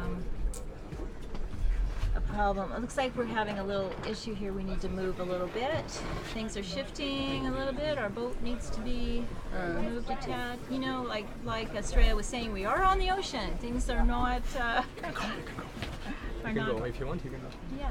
Thanks, Estrella. Thank you. Great dive. Congratulations. Congratulations on the national record. I think Alessia, has she just started her dive? Yeah, I think she just went down. We're just finding her on the dive eye. There she is. Yeah, we're having a little bit of a technical problem here with our boat, where our location is for dive eye is our drone here is moved, so we're a little bit further away than we were. We need to be shifted around a little bit. So we apologize for not as good, but we can see Alessia. And what do you guys think here? Can you see? 47 and she free falls with the head down, with the arm arrow position. I've never seen that before, to be honest. I saw some people. Not for such a deep dive, though. No, that's like she's very flexible though. Beginners So do that, yeah. but she's very flexible, so for her that might be not a problem. Well, the truth is that if you're comfortable in that position, you're going to be more comfortable free falling like that. You'll be faster. Because the time Look is, how fast she's getting down. She's like the same speed as man usually, 1 meter per second. 70 meters for 70 seconds just a moment ago. She's very thin as well, so she definitely is arrow-like in that. Hydrodynamic. Yes, absolutely, absolutely. Yeah. She has a beautiful free fall, you can see. Yeah, and there she is already. Wow, that was fast. She's got fast. her tag. That was very fast. She's got her tag. She's coming up. That didn't. So let's see. That seemed very nice for her. It seemed like was easy. Yeah. Yeah. So She doesn't seem to have any issues with the arm that was injured a few days ago. She's pulling up quite strong and confidently. With the left arm you can see. Look at the little way. Do you see that little way? Yeah, we saw. You can see the left arm. She didn't straighten up all the way, but she should be fine, and like it's almost recovered already. I do remember once I did a dive where I waved at the camera, but I did black out on the surface. So well, that's usually not a good thing. Not like, a good sign. If you wave or get distracted with the cameras or safeties, that means you're not as focused on the dive anymore. Absolutely. Right? So that's or too easy, or she got a little bit narked, which I think it's more like. It should be more like a confident dive for her. I think this is quite an easy dive for her, and she's just having fun. Yeah, she started off at vertical blue. This was the first dive she did, if you guys recall, that she was trying it for a world record. And I think, hi Jennifer. She's been met by the first safety. Yeah. Yep. First safety, second safety is coming in kind of big burst, and. We'll finish this dive and see how she does, and then we've just had Jennifer Winland join us on board, so we will have an interview with Jennifer. But let's see how Alessia finishes this dive first. We're moving a little bit more than we'd like to out here on our boat. We're a little further away than we were. We've got some waves. She is just letting herself float up to the surface. And she has breached. Respiro. Turn around, look at the Very judges. fresh. Okay. Protocol looks good. Fine. Protocol looks really good. Definitely predicting a white card. Yeah. And the gold medal for Alessia Zucchini. She's got a big smile on her face. She seems happy with that dive. That's amazing. Didn't look like it was hard. No. It's good. Yeah. It's nice to see her smiling. Great job. And that is a gold medal for Alessia Zucchini. Yes, there's no diver after her with a deeper dive, so that means that will be the gold medal, unless there's something unforeseen happens, some weird protest by another diver or something on the protocol. Which we hope doesn't happen. Yes. Yeah. All right, Jennifer, please join us here. Come on over. Jennifer Winland is joining us. She had a successful dive. Tell us about that dive. We noticed a little bit of a wobble at the end, a little wobbling. And, well, yeah, it felt safer than it actually looked like, I guess, in the end. The way down was really nice. There was some current, I would say, like for 5 meters somewhere where I lost position, but the rest was totally fine. I had loads of air for more equalization. Beautiful. I was really happy at the touchdown, and actually way up was also nice. So I don't know where that came from in the end. Maybe. Of course, I was a little nervous before. Yes. It's a big competition, big dive. Now it's the free immersion national record. It's as deep as the constant weight. So that's great. That's great. Well, hopefully not for long. Let's see what I can do in 3 days. We'll see. But I actually enjoyed the dive a lot. So good. And it felt stronger than it might have looked. Good. How are you enjoying this competition overall? It's so well organized so far. I'm really happy how safe you can feel here. There's so much stress on the safety. It really helps me really to get to to the edge of what I can do. Yeah. Because I know even if things go wrong, people are there, everything is there. we've told our judges, we've told everyone, our number one priority is safety. That's the most important thing.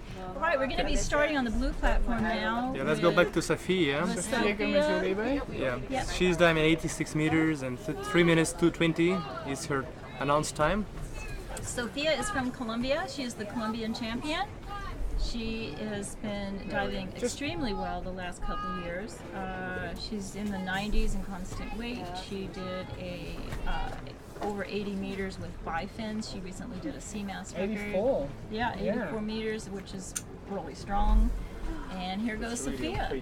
So Alexia and Adam and Jenny, let us know what you think about this dive for Sofia. Well, it looks like she actually have pretty good speed, and she's pulling pretty confidently and fast. The thing about Sofia is that she's a very consistent performer.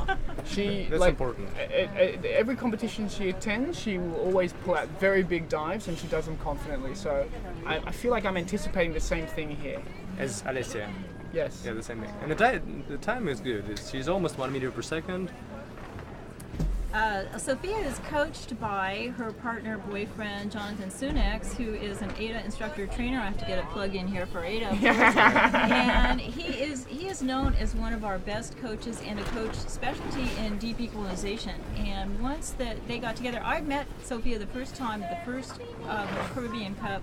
I competed in here. She competed. She was a fin swimmer, an excellent fin swimmer, record holder in Colombia, but she didn't know how to dive. She was diving 30 meters, something like that. And she hooked up with Johnny, and it changed her world as far as freediving goes. So there you go. Find the right partner, and the world opens to you. Yeah, absolutely. One of the strange things I noticed that she was holding her hand next to the mouth till 50 plus meters. Yes. So that definitely affects the speed and slows down the Alessia, dive. as the deepest equalizer here, do you want to tell everyone why she may have been holding her lips like that? She comes to the plate. Probably she's having a little trouble, but she's got a tag. Oh, she spends too much time on the bottom. I'm not sure what that delay was about. I think she was just trying to make sure the tag got in her hood properly. Not to repeat my mistake when I lost my tag. This is why I don't put it in the hood. I just put it on my hip and Okay. secure. Yeah, we were wondering. Oh, we have it's to have still there. I couldn't get it off because it's still there. Okay, I have to have it back, by the way. Thank you so much. You can have it. It looks like she pulls pretty. Here's what the tags look like. They say AIDA on them, and this is what this is the prize everyone's trying to get. It looks like she's pulling pretty confidently and strong up. Like For the reason why she would hold the mouth would probably be just something to help hold the mouth feel, I guess, if you have problems like. It seems like she's putting a lot of pressure on her mouth, and it helps keep the pressure from escaping her lips. Maybe that. So that can be like something she could improve to get a bit more speed, probably in the future. But her dive time is okay. It seems okay. That time is good. You know, she's just recently started free immersion. Like you guys, it was not her favorite thing. So it's nobody's favorite it's thing. It's no one's favorite thing. She's just decided recently to give it a go and started working on it. So I think when you have that attitude as well, I'm going to do this, and you know, I'm a good diver. I know I can do it, but you don't really love it. That's right. It's kind of a hill you have to overcome a little bit. So, but she's such a strong diver that. Yeah, and she still looks strong right now. Yeah. It's going to be a clean dive, I would say. Right, 10 meters below the surface. If we are going to see any signs of hypoxia, this is where we usually start to see it. Yeah, last 10 meters. Yeah, and here she comes. There she is. Breathing. Get up. She's hypoxic, but she's all right. She's okay. Johnny is coaching her. Telling her what to do. Don't worry about the tag. She was still worried about the She tag. dropped the tag on the surface. Yeah, don't worry about the tag. No, you don't want to reach down and grab the tag. You may dip, and that would be a disqualification. That is a very silly mistake that sometimes happens, and I hate to give red cards for that. That's right. And we're waiting for the judge's decision. Once those airways come up out of the water, you have to keep them out of the water. Up. There it is. It's a white card. Beautiful. So it looks like so far we have Alessia Zucchini with the gold medal, and then a shared silver medal for Sofia Gomez and Jessie Liu. All right, and coming up now on the white platform, we have Sayuri Kanoshita of Japan, and her depth, Alexi, is going 85 meters. 85 meters. 3 minutes 20 dive time, which is a strong time as well. Yeah. Sayuri is a very strong diver. Yes. For those of us who have been watching her the last 2 years, with amazement, amazingly strong. Yes, I'm okay. Every time, and just. She is our current world record holder in constant no fins, so which is arguably the most difficult discipline of what we have. I can agree to that. Yeah, yes. It's a lot of swimming. It is hard. You don't have any help from the rope or from a fin. It's all your own power, and she is our current world record holder. It's hard physically. Yes. It's probably it's a very easy discipline regarding depth and narcosis and equalization, but it's physically the harder discipline for sure. It's the one where you'll see the most hypoxia on. Yeah, you can see the hypoxia. Yeah. So Sayuri has been, at Vertical Blue this year, she was really kind of focusing, I think, more on free immersion than constant weight than she has in the past. This dive she's doing today would be a Japanese national record. She's trying to increase her own record. And she did not do an attempt to add to her no fins record this year. I haven't seen her training a lot of no fins. Well, I think the Japanese team have been training in secret in the afternoons for that reason in particular. Nobody knew what they were doing. Nobody knows what the Japanese girls have been doing. We are missing one of our main competitors from Japan here at this competition, who is Hanoko Hirose. I don't know why Hanoko didn't come. She was a very, very strong diver at Vertical Blue this year. She did 103 meters. Just got beat out by 1 meter by Alessia for the women's world record in constant weight, but these girls are incredibly strong. And Sayuri begins. And here goes Sayuri. Sayuri is pretty, how would you say, not very tall. No. She's a very short woman. Yeah, so it's really amazing how well she can dive so deep. But you know, Alessia, I always say of all the women competitors, she has the thighs most like yours of That is anyone. exactly right. Right. I look at her and I say that's the female version of Alexi's legs. Those are constant weight legs They right are. there. They are. Absolutely. And the height is not important, I would say, in freediving. Except you don't have as long of a, you have to go closer to the plate, so you have to go about a meter further. Like somebody who's really tall, like Dave Mullins, he doesn't have to go as far. No, that's right. But It's you a have 2 meter reach. Yeah. You have a smaller body, you have less oxygen Yeah. also usage, so it's fine. We had examples of really strong divers. Sarah Campbell, for example. Yes, Sarah Campbell. tiny. Tiny. And really. She's looking very controlled on this free fall. Yeah. So you can see that arms down, her free falls is 10 seconds slower than Alessia Zucchini, but she seems to be controlling her direction with her feet as well. Yeah, that's what I do actually too. That's what I think it's something which comes from swimming. For sure. Yeah. She was a swimmer before too, Alex, like we were. So she's got that. Yeah. Something you learn that you just kind of do instinctively. All right, here we are approaching the bottom. Yeah, here we're coming to the plate. There's the candy cane. Grabs a tag. She's getting her tag. In the hood. In the hood. And coming back up. There we go. So she's at 150, coming up on 77 meters.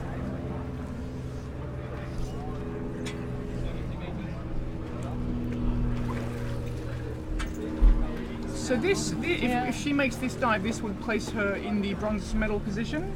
If we have a tie for silver, there is no bronze medal. Okay, so the bronze medal's been taken out then? Yeah, because it goes by how many places of people ahead of you. So if 3 people beat you, then that makes you 4th. Yes. Okay, so that's standard placing for the Olympics or any sport. It's just, and you know, we're trying to be high status professionals here, so we don't want to just hand out medals. Don't we look professional, Carla? Yeah. No, but you know, I think we've had in the past, sometimes they think, oh, just give everybody a medal. No, Absolutely. This isn't children. We're beyond that. What I like about her technique is she has a very nice glide between each of her strokes. She have good glide and she have good tempo. Looks very relaxed. Yep. The safeties have an easy time on the free immersion day because the athletes are all coming out rather slow. Yeah. On the constant weight day, I feel like the safety divers have to really keep up with us. Look at the safety. He's blocking our camera. He's blocking the view. And he don't have. Yeah, and his aero position is not great, so we don't want. We want to see the diver. He's not as graceful as Sayuri. Yeah. she's just kind of pulling up with both hands and just. It's like she's completely. She's really enjoying it. Yeah, Definitely. She seems to be. Yeah, here she is. Let's take a look And at she's her. on the surface. We have another cameraman in our way. She's very clean. Yeah, she's very clean. Yeah, very clean. That looks good. Excellent. Great. And now let's see what her card is. Should be wide. Should be.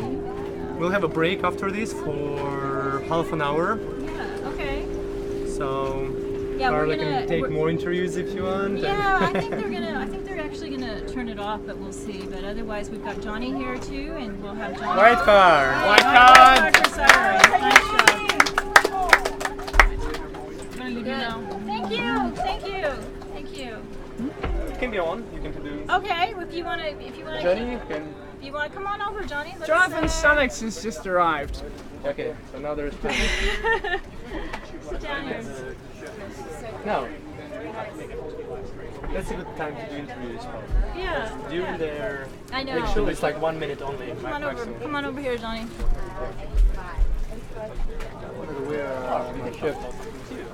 Yeah, you guys can. Yeah, you. Why don't? Yeah. No, here. You guys sit down, and I'll be over here. I can interview you, and you guys can be in the picture. Johnny, tell us. Sit down. I wanted to put my t-shirt on. Okay. Where is it? So now we have half an hour break, and then we have Tomoko. Tomoko diving 1042, and she will do a deep dive of 80 meters, which is her national record. But I think, oh no, it's not. It doesn't say national record here in the list. No, sorry. Sayuri is for sure a national record holder. But Tomoko was asking us on the boat. She was coming with us to the competition site, and she was asking me what is the secret of free immersion. That was interesting. She had 2 trainings before that, she said. So it was interesting to see how she will do a relatively deep dive of 80 meters and without too much practice. T-shirt. Where's the t-shirt? No, can't get it. It's on the other boat. Okay, Johnny, tell us about how was the Sofia's dive. We can see that it was hypoxic on the surface, and we can see some strange mouth holding till 55 meters. What do you, could you tell us a bit some of your secret deep equalization technique? I don't know what you're talking about, Alexei. We saw everything. That's why we have dive. We saw everything. So she was holding her mouth, or holding mouthfeel. Is it because she cannot hold it without the hand, or it's escaping or something? Well, it helps both. Okay, it makes it easier to hold a larger charge, right? And it helps the facial muscles relax. But then it slows down the speed, right? This is true. So but okay, so hypoxia was an issue today, not really because of the dive time running. She was extremely nervous before the dive, to the point where she was trying to vomit. She spent about 4 seconds on the bottom fiddling around with the tag in her hood. Yeah, she was I think that certainly didn't help. She was nervous on the bottom, and we could see her while she was preparing for the dive that she's tense on the line before the start. It wasn't even. I think on the surface she did really well. She was worried about the tag. She did great to hold it together. Yeah. Considering 10 minutes before the dive, she was over there trying to throw up. I mean, Sophie's had some pretty big freediving accomplishments before, but this is her first individual world championship, and this will be her first medal. Yeah, well, so I can understand the nerves. Yeah, and I guess it's one of those things that somebody like yourself that's been to multiple world championships and you've had individual world record attempts, you become more conditioned to it. Sophie's attended many competitions, but this is the first world champs. She's had just the one record attempt, and she does get nervous at times, despite the fact that she can do these dives. Well, that's natural. It's natural, but also I heard rumours that her coach says nasty things to her when she turns early. So. Shit. She gets in big trouble with her coach. He'll punish her later, right? She gets punished. No, but no comment. Today she'll be rewarded, probably. Maybe. She made it a little bit harder on me than needed to be. I noticed that you were doing protocol for her in Spanish, right? So you were saying respira, in Spanish. Yes. So let's say somebody's hypoxic. This is just my theory. I think that somebody's more likely to listen to their first language than to their second language. That's true. It'll just stand out a little bit clearer. I don't speak more than one language, so maybe someone like yourself. Oh, Johnny, I mean, you've been with Sofia for quite a while now. How is your Spanish progressing? Slowly, very slowly. I progress maybe 2 or 3 words a month. Okay. Or a year. Tell us, how do you feel about recovery breathing and hook breathing? Because I noticed Sofia was hook breathing on the surface. Do you think it's like the way to, like, we should keep it in, like, what do you think about this technique now? Well, I've got a feeling you've got a different philosophy to me. I think I'm very accepting any philosophy, right? So okay, so it can be anything. So the reason why I'm an advocate of it is that I've seen it work. Like, I've seen, I don't know if I should name the diver, but in vertical blue, I've seen someone having a massively strong samba, but with strong hook breathing, I saw it prevent him from blacking out. Was it a samba immediately after surfacing, or was it a samba starting like several seconds after the surfacing? You trying to identify the diver? No, I'm trying to think, because because sometimes like hook breathing makes it slower to recover, like it's a slower tempo of breathing. Okay, so, but it's also increasing the blood pressure to the brain. It does, but it's a slower oxygen delivery too at the same time. So it's a stronger hit but a slower hit. Is that what we're getting at here? Yeah. So it can be like if the samba starts like 5 seconds later, like it might be. I'm not saying. I'm not sure yet. Like in my opinion, like faster breathing is more beneficial, but it's like hook breathing is more is practice with a lot of people use, and it's. I've seen you breathing after your dives, like without holding on to that. No, just breathing it in and that passively. I try to do it faster, so it's like, so it's faster recovery, like, and it'll be interesting to observe like athletes on the next competitive days for girls today and for guys next days to see what helps what. Do you think the case would just be your body becomes used to what you do in repetition, or do you think one tick is truly superior to the other? I think we'd only know by taking a reasonably large group of people and getting them to compare from day to day. Yeah. Competition is probably the best time to do that because people are on the edge. Yeah. But yeah, how do you feel that it's more effective for you? Have you ever found yourself being on the edge and then recovering from that? I do. Yeah, I feel that for me this faster breathing works really well, but. I also saw athletes, like you say, hook breathing and then recovering pretty well too. So just I'm curious. I'm looking at athletes now and trying to get some more observation about it. I'll tell you what, guys, we have Alessia Zucchini and Jessie Liu on the media buzz now. We might call them over to get them to chat on screen. Come, Alessia. Yeah. Anything else that you can tell us? Anything else? Don't believe everything that Alessia tells you. As well as Johnny, like he might say that he teaches deep equalization clinic, but he keeps all the secrets for himself, for sure. Not for himself, for Sofia. I save 1 or 2 for myself. Yeah. Cool. Well, thank you guys. You're welcome. I'll see you guys later. Good Johnny will be coming back on for a bit of commentary in the second round of this competition. I might commentate on these guys diving. Yeah, we'll be diving tomorrow, so Johnny might be. So stay tuned and we'll find out all of their secrets. Yeah, exactly. I've got no secrets left. Yeah, you will need to do a salva tomorrow, not to give away the secrets of deep friends of Pata. Okay, thank you, Johnny. Okay. Oh, Jessie, come here. You're free. You're free, and you can tell us. So you are a silver medal. Joint silver medalist. Joint silver medalist. Tell us how was the dive? It did feel like, from our point of view, it felt like it seemed really relaxed and really confident. Except that, would we be right in guessing there were some equalization problems? Yes. At the bottom, yeah. Yes. That's the end, my equalization. How did you know?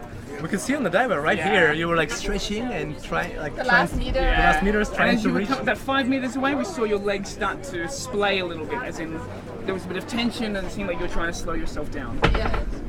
Good observation. There are no more secrets now, Jessie, now that we have the dive eye. Yeah, so it's a PB dive for me. Congratulations. Yeah, How much meters deeper than your previous PB? 1 meter. 1 meter, okay. Today in Caribbean Cup I did 85, that was PB as well.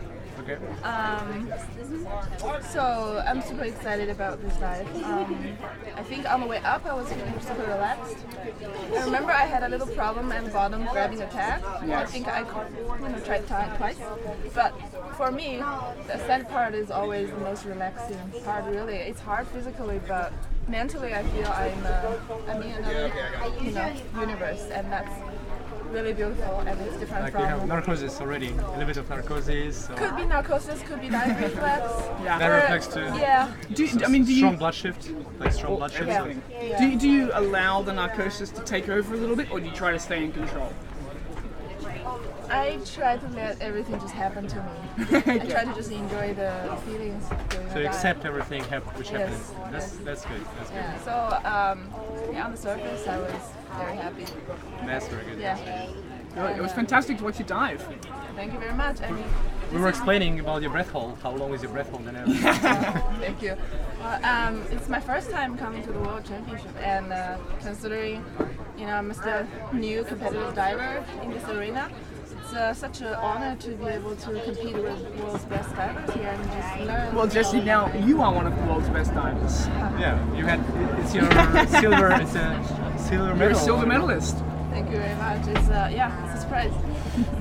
Super happy about it. And then I think I'll just maybe try some easy, nice, comfortable dives from here on and just enjoy the competition. So you'll not push other disciplines, or you will? How are you going to do no fins or concentrate? Concentrate, I'll just do an easy, nice dive, or maybe even just rest, depending on how I feel. For sure. But for the no fins, it's kind of like a personal thing, because last year I had my first ocean blackout, and it's still the only one which was doing a no fin 63-meter dive. Okay. It's kind of personal challenge that I want to one day redo that dive. But if I feel up for it, I might try it on this competition. Do you feel like the blackout has affected you since then? Or? It definitely taught me a lesson, and it's all about getting to know the body, getting to myself. So obviously there was a disconnect in my body and mind when I announced that dive, and that led to a blackout. This was in Vertical Blue 2016. Vertical Blue last year, yes. Yeah. So from there on, I tried to pay more attention to what my body's actually feeling, and also figure out my weightings and technique a little bit more. Although this year I have not really done any training in that range. My PB is still 60, but I feel that I would like to see if the technique work has helped me to do better dives in the no fin discipline. So. It should, if you do technique. We'll see. Sure. Well, I mean, what your constant weight PB so far is 85. So I mean, it's definitely up there, but it's just probably outside of the medal contention range. Definitely outside. Yeah. So it definitely might be a wise decision to use that dive as a bit of a rest, as a bit of just like have a beautiful dive experience and prepare yourself for the constant no fins day. Yeah, you're exactly right. It's so important to actually enjoy the dive. I don't like it either. Thank you for so sharing much with us. Thank you guys for doing the comments, and very welcome. Yeah. We have Sayuri. We have Sayuri coming here. Okay. Sayuri, are you free to explain? Yeah. Come and tell the world. We're live now. Yeah, this is all live. This is all live. No pressure. Thank you, Jessie. Yeah, this is the camera.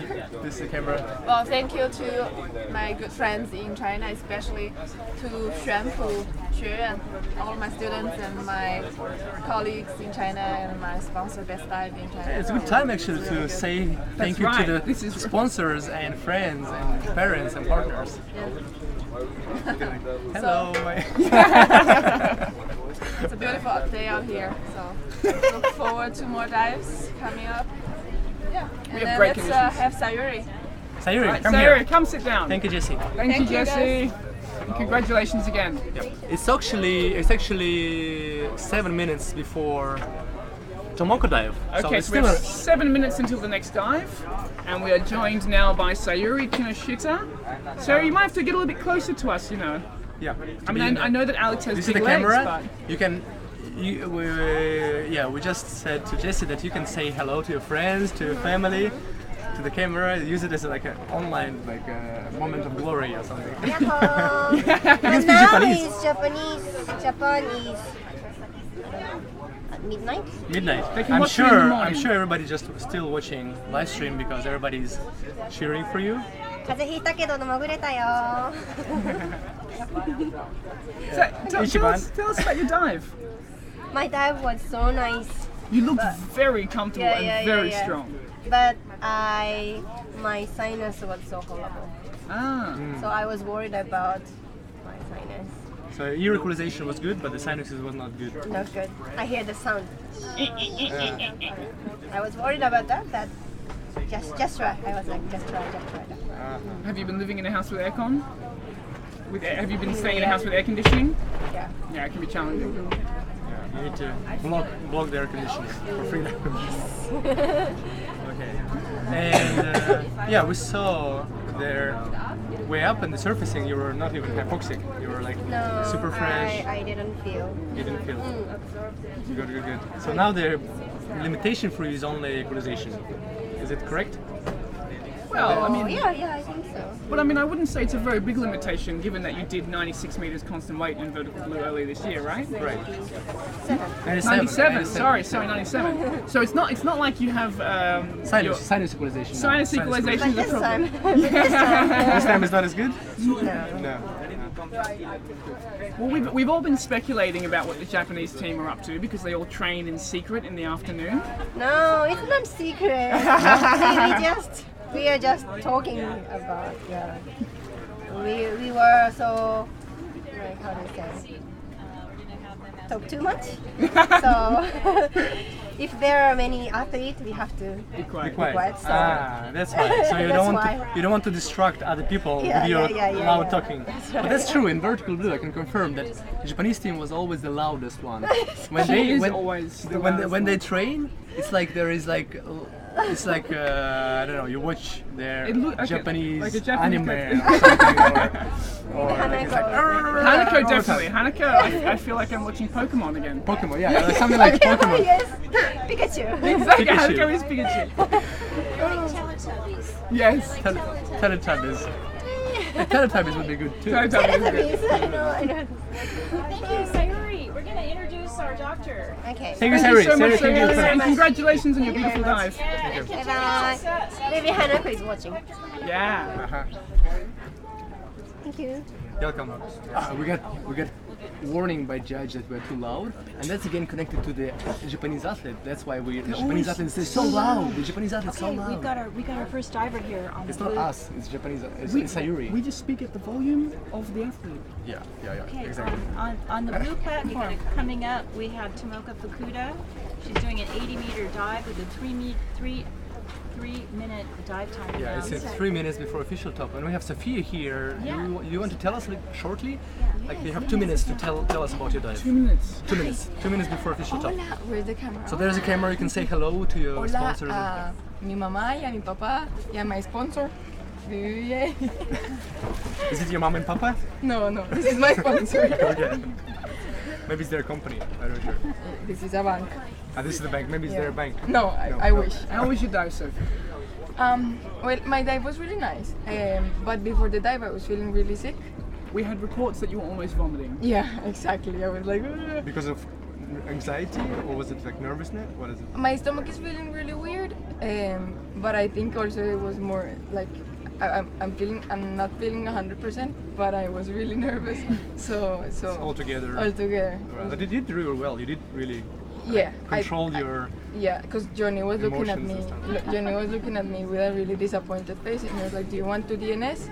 And I was like, "No, I don't want You to knew DNS." that if you DNS, you would be punished. You'd be in big trouble. Yeah, All right, sure, all right, But I did it. And Sophie, you were on the bottom for about 3 or 4 seconds fiddling around with the tag. Was there something in particular that went on, or? yeah, I was trying to put my tag in the hood, inside the hood, and I couldn't. And I was figuring out, okay, I can just put it in my hand and just come up with it in the hand. So you kept it in your head? Yeah, Your hand. I kept it in my hand. That's why you almost lost it on the surface? Yes. Okay. I lost it and I was like, oh, I can't lose it. So, Yeah. Well, congratulations. It Thank was you. really, really strong dive. Yeah, silver medal. Good work. Silver medal. yeah, silver medal. and you can now it can actually like you can use it as a reassurance of your like strength for next dives. Yes. You can be more calm. Yes, Next dives. You have experience now with their individual championships. Definitely takes the pressure off. It takes the pressure off. I did this, and for the next dives, it's just a matter of just enjoying what I'm doing, and nothing else matters now. All right, so good. We have congratulations. 30 seconds. Yeah, we have 30 seconds to the next diver, so we'll switch to her. Would you like to watch Tomoko and make a few comments while she's diving and watch her on the dive line and tell us what you think about her technique? Yeah. That'd be great, Sophie. Thank you. So Tomoko is preparing, and as I was saying, she was with us on the boat with Adam, and she was asking us how to do free immersion. that was funny, I think. But she's a strong diver. What was it? What is her personal best? Do you know? Is it 80? Her personal best is 81. 81. Okay. She did it in vertical blue. I think it was the year when her and Sayuri were fighting for the national record.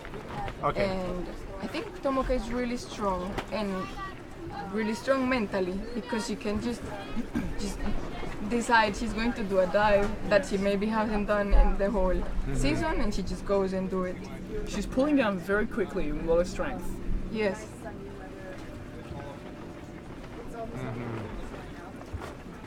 Sofia, is there a specific number of pulls that you do until you start your free fall, or do you just feel it out? I have a specific number of pulls. Today actually I did one more pull before I started my free fall. But I tried to start my free fall at 30 meters. Once again, the Jonathan Sunix technique of putting your fingers to the center of your mouth feel. You can see Tomoko is doing the same thing. Maybe she should join his masterclass. Yeah, she did. You can identify these athletes right away. Yes, the Sunix athletes. Yeah, the Sunix yeah. You will not see us doing that, right? Now she's pulling again. You got a big mouth. You got a big mouth. I'm getting the impression just really she's not super comfortable because she started to pull again and she seemed like she was losing the composition of her free fall. Yeah. But now she looks much better. But she helps with her legs. Yes. A little bit too much, and it looks a bit nervous to me. Yeah, it doesn't look like 100% relaxed, but she's doing it. But she's approaching the bottom. Yeah, there she is. And here we go, she's collecting a tag. She puts it in her hood. So let's see how she goes up. Which is what Sophie struggles so much with. Oh my god, yeah. I stayed there for forever. She's pulling hard, she looks good. Yeah, it looks like she's not in the rush. That's good. Yeah, that's what we were giving, like the tip we were giving to her, like not to be in the rush and relax the body in between the pulls. Yeah. So really the credit should go to you guys if she makes this dive, yeah? Uh-huh. We're taking all of the credit. We'll take all of the credits, yeah. We'll say that we just taught her how to do free immersion before 20 minutes before the dive. And she's a really strong diver in constant weight. Her best performance is 95 meters. 95, yeah, so she has good reserve. She knows she can go down. Depth is not a problem. That's right. Definitely doesn't. We don't anticipate this being a difficult dive for her. Yeah, exactly. But it always can become. It always can become difficult due to nervousness, or tension. Yeah. Tomoko also has an awesome static. And she does? Yeah. How long is her static? Breath hold? I think somewhere between 6 and 7 minutes. If not Wow. That's good. That's fantastic. That's good. So yeah, she knows she can go to the bottom, and she knows she can hold her breath. So nothing is. All right, and there's the first safety. And he holds up a sign, a little 3-finger sign, to let her know that she's at 30 meters. And a group record. So he says 3 times, and then at 20. Second safety. She's slowing down. Look at the safety get such an easy day on the free immersion day. Yeah. On the 29th, they're going to be suffering to keep up with us. Oh yes. Yeah. She's coming to the surface, last 10 meters. On the 30th is the men's final for And here weight. she goes. Oh, yeah. It'll be a point faster. She comes. She comes up. Looking good. She's okay. Nose a clipper. Nose a clipper. Alexi's trying to coach her. Nose a clipper. She looks hypoxic and she's dipped. She dipped. She dipped. We had a momentary blackout, it seems. The safeties have got her. Yeah. She's okay. A little hypoxic. She was so close. She was so close. Yeah, she didn't stand. She dipped her mouth. Yeah. But that's probably what is connected to the stress on the way down. Like she looked fine on the way up. She looked really strong on the way up. But on the way down, she was tense. I could see that. To me, it looked like she was struggling to understand what the coach was saying, and I think the coaching position could have been improved by positioning himself in front of. Yeah, where the she coach was not.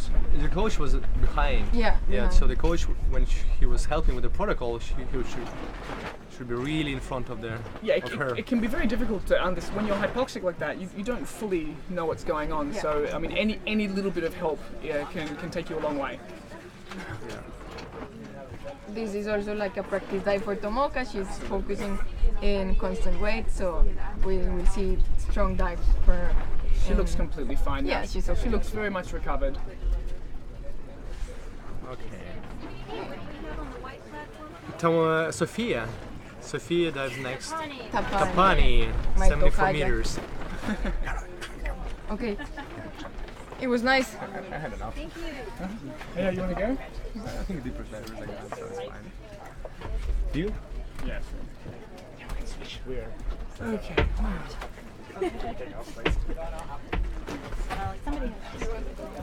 I might stay just for Amber's dive. No, We'll please get stay. Johnny in here. I need somebody. Johnny can help. Good.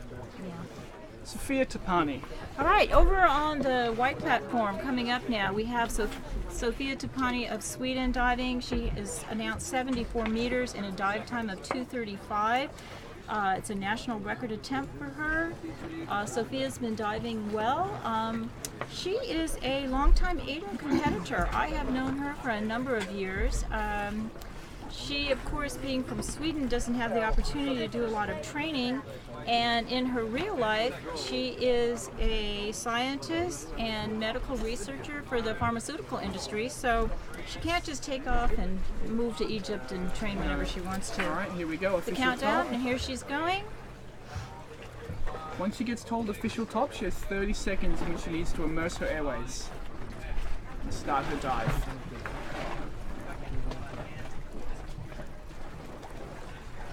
That's something you'd be very familiar with, wouldn't it, Adam? Being a diver that likes to make the I've always been known to push the limits of the official top. 29. If the diver hears 30 seconds, if that's announced, it's too late. You're disqualified, and you're really not even supposed to be able to do the dive. But if we can't catch you, they can get one in. Sometimes I'm just faster than the safety divers, Carla, and that's all that I care That's about. true. So, Johnny, what do you think about Sophia's technique right here? nice pull and glide. Yes. Okay, the coordination seemed to have messed up a little there. I don't know if she's. It seems like she's Struggling struggling with to her get the lanyard. speed that she requires to keep her body straight. Her legs seem to be falling down from behind her. Well, if we look, it's not just the speed; it's the shape of her body. She's Yes. really over tucking that chin. Yes. She's almost looking back towards the surface. Yes. So That's gonna cause her body to want to flip with the water racing against it. she seems to have found her bearings now, though. There we go. And she's settled into it. Yeah. So, how was the? Is there any current out there at all today, Sophia? Are we? No, today the conditions are amazing. I think the visibility is Very good. the best we've had. Yeah. And the water, there's a little thermocline, but it's just like 1 degree. It Yeah. changes maybe at 40, and then a degree less at 50, which is really And here nice she when you're going goes. down. She's reached the approaching bottom. the There plate. she is. There. Grabs a tag. She's securing it into her hood. The old Gomez technique. Yes, and coming up, the two Sophies are doing the same sort of technique, except One was- Sophie here had a little trouble with it. So, If I couldn't make it. yeah. I'm sure that Sophia will be very happy if she can make this dive. She looks very comfortable in this ascent now. She does. For those of you looking at home wanting to improve your strength for free immersion diving, you can look at the muscles that's being used there. There's a bit of a bicep pull in there, and then the tricep. So Well, it depends. If you pull up quite high too, you're also engaging that lat quite a lot as well. that's right. So basically, get to that those chin three up muscle bar. groups. Yeah, that's right, Adam. And then we have some people that do little added kicks that kind of get some leg action going on there as well. Sophia doesn't seem to be doing that, but we do see that on some of our divers. Definitely. First safety has come in, second safety has now come in. They're looking into Sophia's eyes, making sure she's all right. They're looking at their gauges to see where they are. They're signaling to her, telling her so she knows where she is. We really do have an exceptional safety team this year at the World Championship. That's excellent. It's something that is our main priority. Safety is our number one thing at competitions. Here she comes. Breaking the surface. Yeah, and let's see how she looks. Nose clip off. Super clean, super easy. Beautiful. Well done, Sofia. Nice job. She'll be very pleased with that. Now, the other day she had a training, and it was the day that we had all that swell, and she was really struggling with the line. She said she just didn't feel like, she felt really uncomfortable because the line was moving with the swell, and she just said she couldn't get into the rhythm. It can be hard with free motion when you always have that rhythm break. Yeah, she said she just really didn't feel good, so I was hoping that she wasn't going to be having that in her mind. Excellent job, Sofia. Well done, Sofia. New national record. National record for Sweden. Next That's there is great. Amber Burke of Australia on the blue platform. Yes, Aussie. Teammate of Adam's, so he can. I'm sure he has some information he can be giving us. I'm going to be now. I'm notorious for making fun of Amber, so I'm going to be very kind to her today. Okay. I mean, Amber in this Let's not be training. giving away your her nickname that you've given her. I will not be telling you the nickname. Amber has announced 73 meters and a dive time of 3:10. So it seems that at this point in time in Amber's diving, Amber's been a very strong pool competitor for many years. And now that she's started diving deeper, really, she's never had issues with hypoxia, she's just sorting out her equalization. So in the Caribbean Cup, she did a 68-meter no-fin dive, which is one of the deepest female no-fin dives of all time. And so for her to be announcing 73 meters free immersion, we know that this is going to be a nothing dive for her. She's just working on that equalization. Yeah, that's great.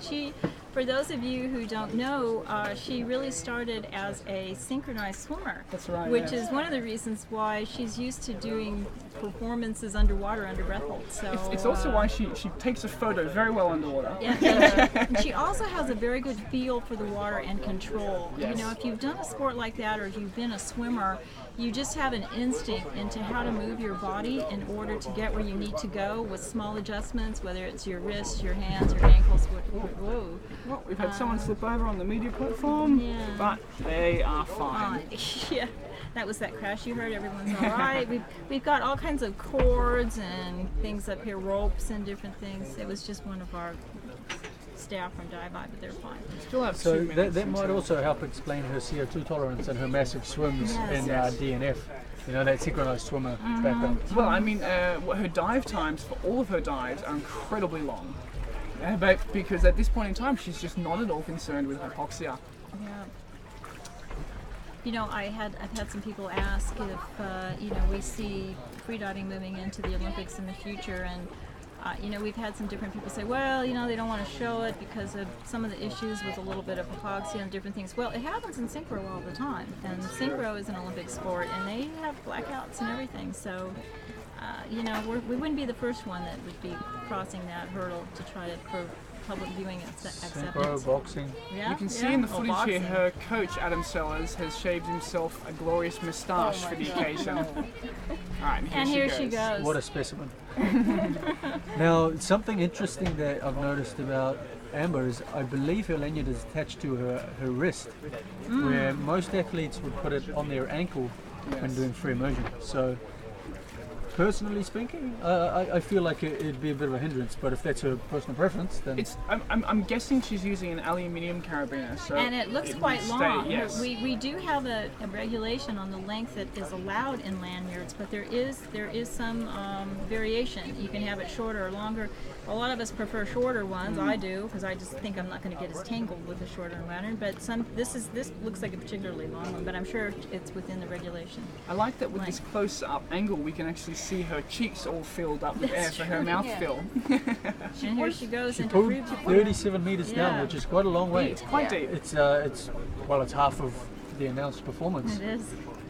She's looking really relaxed. Very She's falling quite a long way away from the line. That's because she's got that long lanyard. Yeah, it allows her to drift off. Yeah.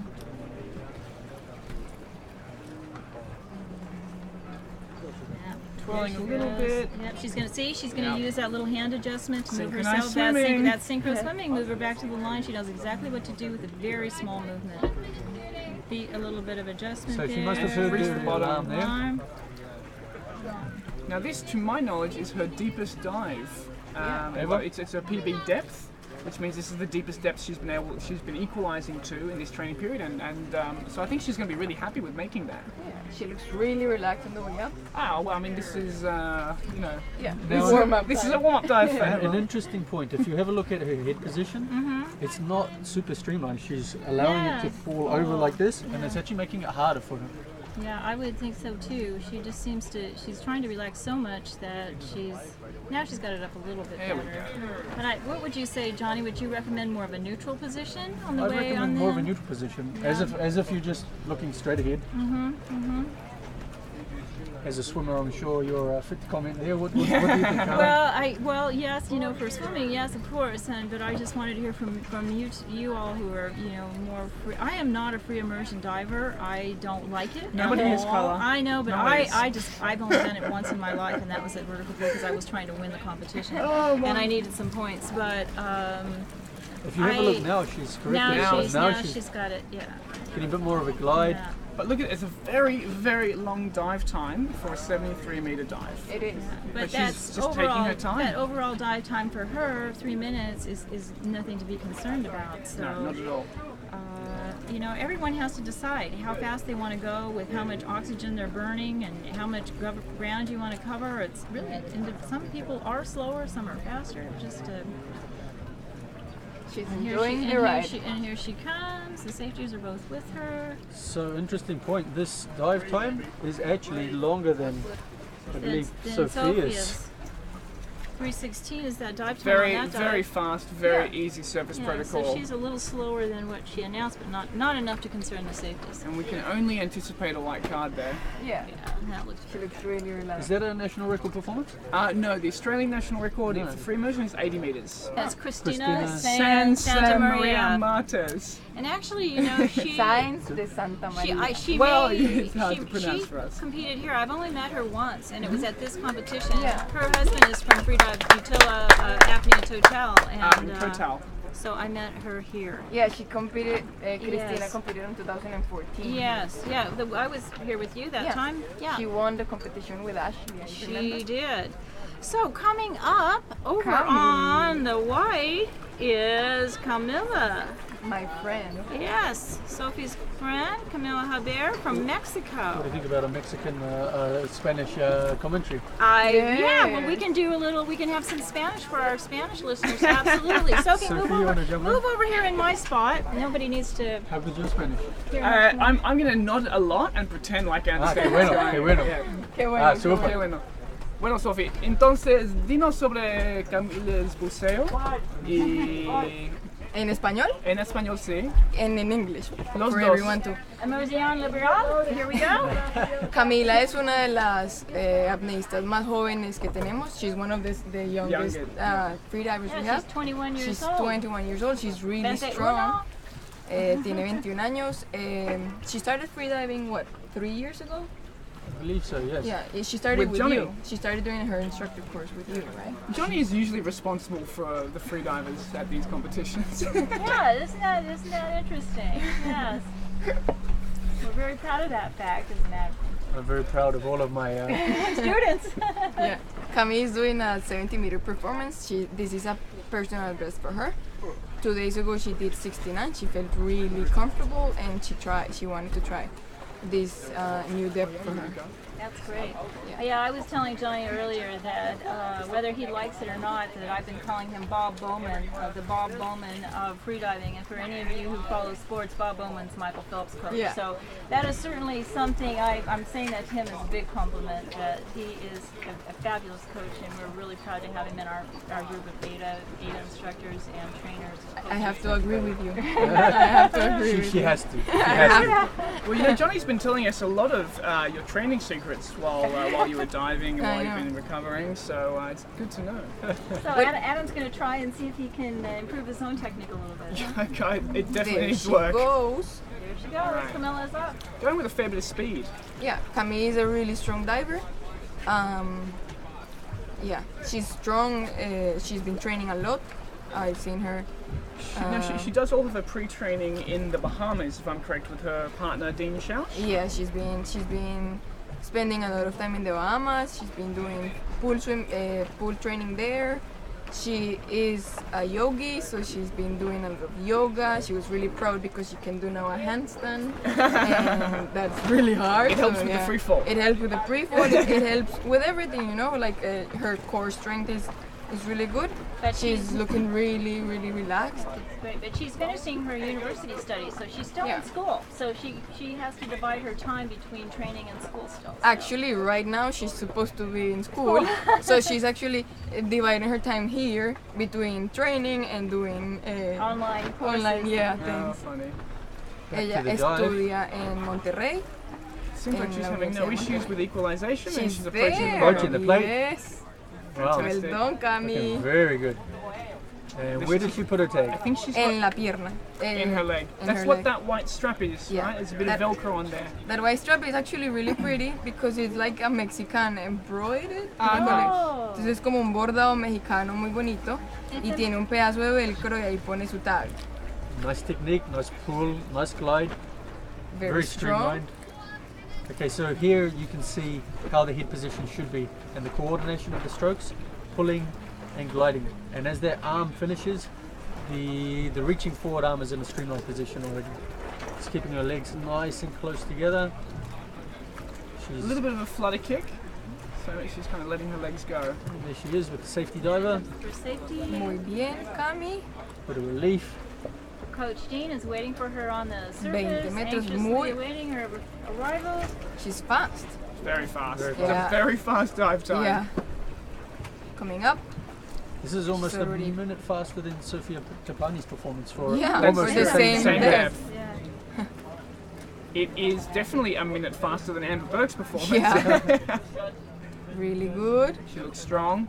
Looking strong. Fast surface protocol. She's okay. She's up nice and high.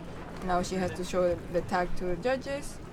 So Sofia, tell us a little bit about what happened with your tag Yeah, on the surface. yeah. With my tag in the surface. So I was coming up with the tag in my hand, and when I got to the surface, I started doing my surface protocol, and I let go of my tag. And I don't know why. And that's a white card for Camila. And a breathtaking performance by Camila Harvey. Nice. Johnny Sanix is a punny fellow. Alright, who have we got coming up next? Over on the blue platform, we are going to be having Anna von Betticher of Germany. She's announced 67 meters and a dive time of 2 minutes 30 seconds. Really good. Alright, and I think I might leave that one as a cue to exit. I might go home and rest because I will be diving tomorrow. All right, well Johnny can take over as our color man here and giving our commentary on our dives. And Sophia, you're welcome to join us if you would like to continue. That'd be great to have you. We'll take a few dives and then we'll shut off as well. Okay. We'll rotate into one. We're just about at the end of our broadcast here. Anyway, we're coming down to the end. We have 4 more divers, which includes Anna on this line, and on the other line we only have 3 more. So we are winding it up for today. And so Anna has been diving for some time. She's German. She trains in Egypt, as do many of our European divers. She's had some injuries and different things over the years. She's recently really become involved in CrossFit. Yeah.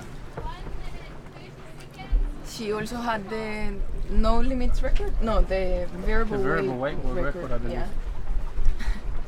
Somewhere in the region of 120 meters. Mm-hmm.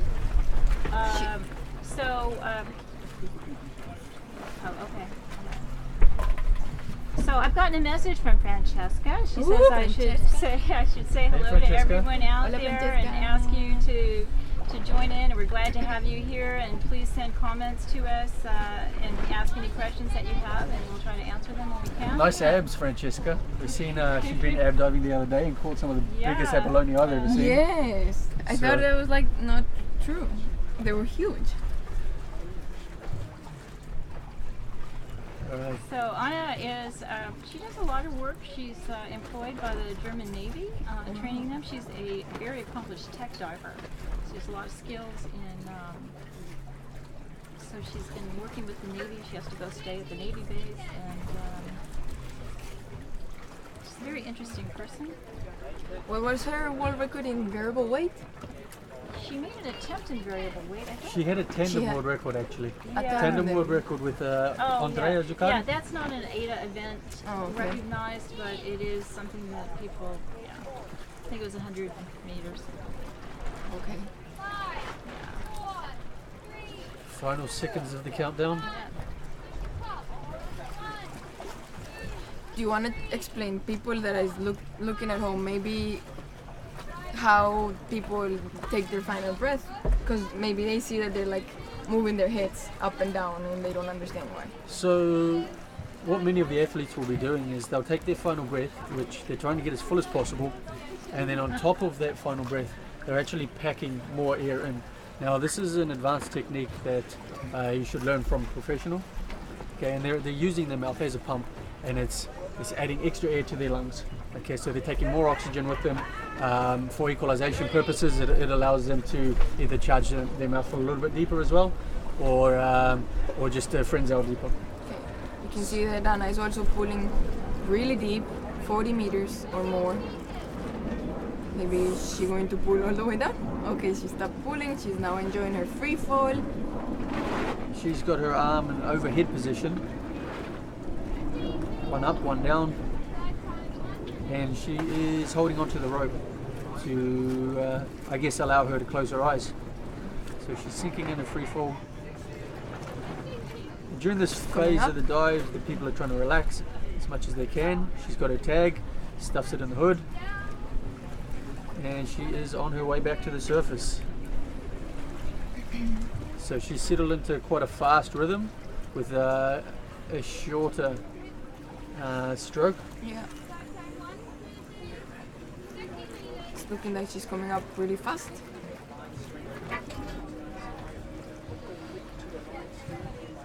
So I heard Anna speaking earlier, and she's announced what is a fairly conservative performance for her. Yeah. She's also had some stomach issues over the last week, so I think she's doing her best just to save herself for the no fins, which is something that she specialises in. Yeah, she's had stomach flu actually, and has been having trouble eating, and it's very difficult when you're weak. Yeah. Yeah. And in a sport such as this, it takes when your body is not feeling at its best, it takes a lot out of the mind as well.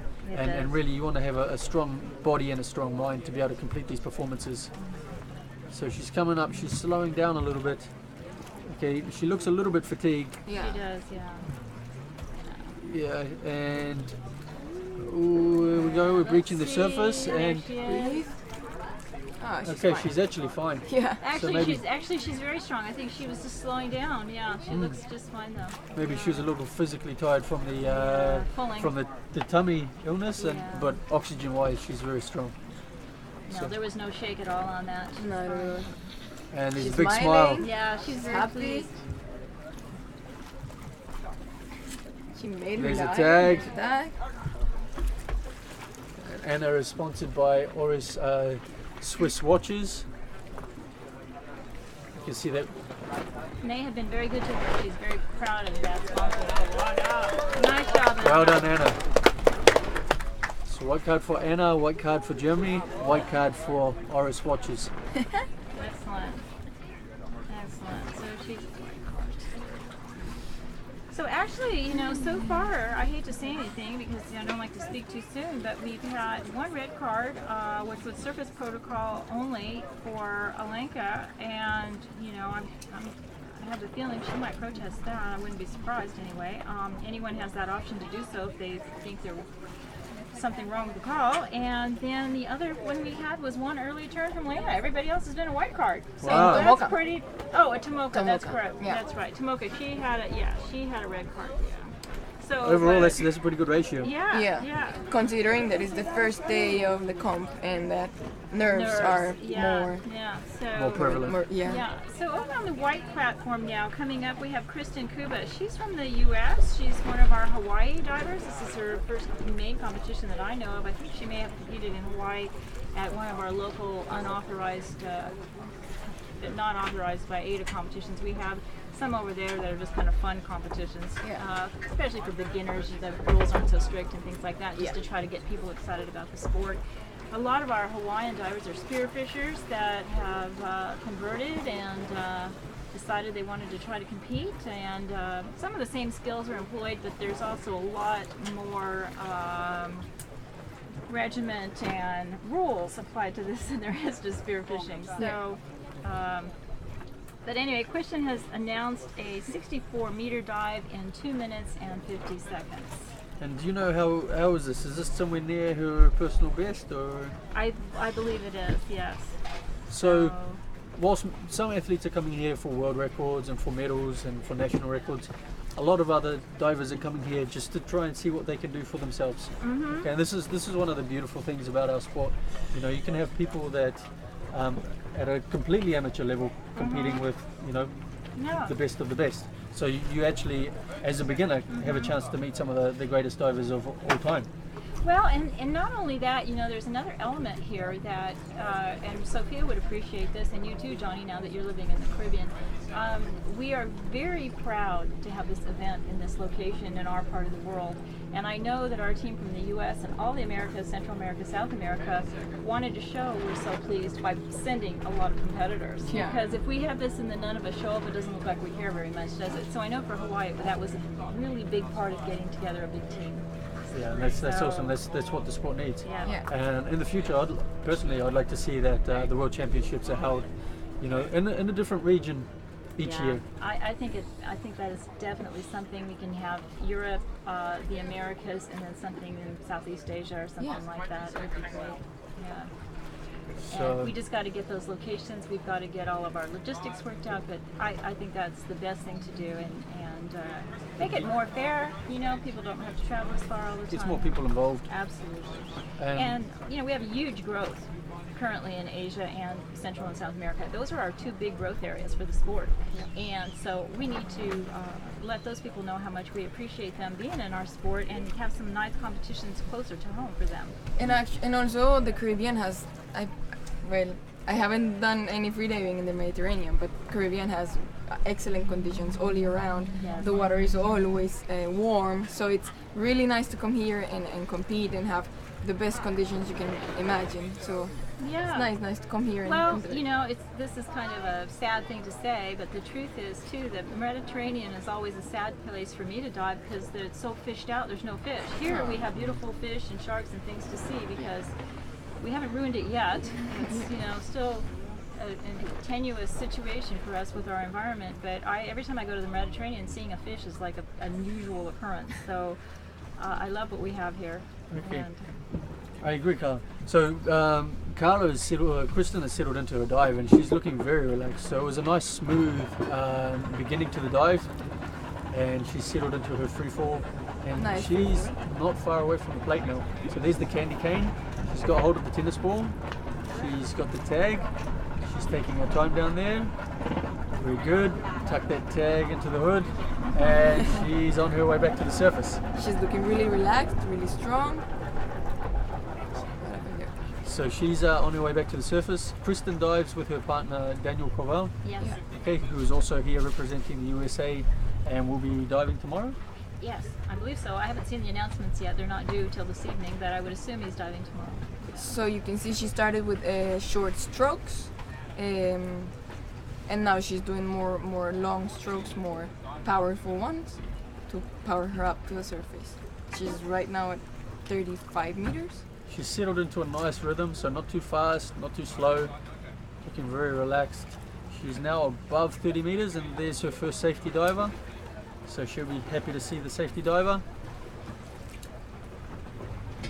Safeties are wearing nice white rash guards to make them highly visible, both to the divers and to the safety team that are above them. So as the safety divers are meeting the athletes, they're actually sending intel back up to the divers as well. They can give a big OK sign if the diver's okay, or they can let them know if perhaps there might be an issue. She's now up into the positively buoyant zone. One last pull, gliding up to the surface, and there she goes. She's really good. She's looking really strong. clean. She's looking right at the judges. Nice, clear OK sign. Well done, Kristen. Looking good. Really nice. So now we're going to wait for the judges' card. Got some wind coming up here. Going off what I've seen, she's looking very good, and I'd expect a white card. Yes, and a white card. Done, Crystal. All right. And for those of you who are listening, and I'm so glad to have you today, this is the first of our broadcasts for the whole week. We'll be broadcasting every day, probably even a little bit on the training days, giving you some reports on what's going on. But I just wanted to also mention that Jonathan Sunex, who is helping us here and will be throughout the competition on the days that the women are competing, but additionally when the men are competing, because Johnny is not competing himself, he's just here to coach Sofia, his partner. And so he will be able to help me tomorrow when we have the men's, and that makes it much more interesting to listen to him rather than me. And as an aside, I just wanted to mention that Johnny is one of our best renowned safety supervisors, and he will be heading our AIDA safety department now to help us with all of that, coming up with the best possible protocols and the way we set things up and the way we train our safeties. Safety is our number one concern in our sport, and it's very complicated, as you can see. It requires a lot of synchronization and a lot of things, and we are really glad to have people like Johnny who are knowledgeable and experienced and extremely talented in this respect. Coming up on the blue platform right now, we have Belu, who is Belen Maria de la Vega of Argentina. She is here with her coach, Ricardo Montans, also of Argentina. The Argentinians were another group who was very pleased to have this competition here because it's close for them. So we have a group of Argentinians competing. Bella has just started this last year. She is a medical student in Buenos Aires, and she competed in Walid Budayev's comp San Andres, and that was her first one this year. And she's trying to get all the Argentinian records and establish a program of depth diving for women in Argentina. That's good. Shall we invite Amber Burke over? Absolutely. I think we should. Come on in, Amber. Join us. All right, Amber. Welcome to the commentary box. Hello. How was your performance? Right. From what we saw, it looked amazing. Yeah. Well, it was a white card, so I can't complain too much. Yeah. I would have liked it to be a little more solid, just with the equalising, but you know. But you got down to the plate. Yeah, I got there eventually. Looked like oxygen was no problem at all. Yeah, no, I felt like I could have stuffed around a bit longer actually, so that was good. Yeah. Cool. And did you have any competition nerves at the start of the day? Today, not so much. It's a dive I've done before, and I'm not really in contention for a medal in this discipline, so it takes a bit of the pressure off. Yeah. So it's not a big deal. It's kind of just another training dive.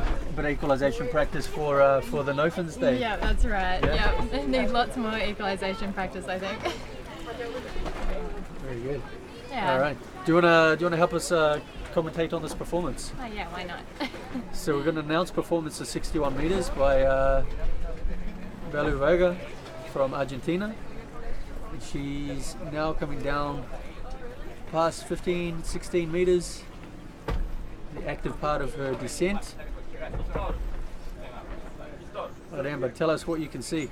Yeah, she's looking really relaxed now. About 27 meters we're coming up to, still pulling. Okay, so she's pulling a long way down. If you look at how deep her target performance is, she's aiming for 61 meters. Okay, so she's now still pulling, and she's 2/3 of the way down, and she's just started her free fall. Okay, she's swimming a little bit with her feet to help keep her balance. Yeah, that's a really nice position she's got there for her free fall, that bent knees. But panning a bit early. So a little bit of an equalization issue. She's on her way back to the surface. So what goes through your mind as you're making your ascent, Amber? I'm just trying to relax as much as possible. Sometimes I count my pulls just to give myself something to think about. So you'd count each and every one, or would you count them in sets? Or? No, I count every pull to the surface, but I usually lose count. So yeah, I like to keep my eyes closed and just feel the rope and get some good strong pulls in there. Try and keep as streamlined as possible. Okay, and how about on your no-fins? Do you find the ascent is easy? What's the most challenging the part? Ascent, definitely the ascent would be the most challenging part. The ascent? It takes me a lot of strokes to get to the surface. I'm a pretty slow diver, so yeah. Just counting strokes mostly, yeah. And there's a lot of counting going on because there's so many strokes to get back up. So how many strokes would you guess? Over 30. Over 30. All right. So those first 10, you're like, well, I'm only a third of the way there. Yeah. So she Bally's looks really clean there. Yeah, looking very, very, very solid. Yeah. No problem. She probably just had stuck ears or something. Yeah.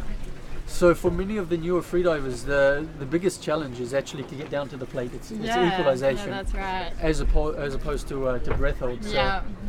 As you master your skills of technique, then the game starts to change. Yeah. It may be easy enough to get down there, but it becomes a question of can I get back up? Yeah, that's right.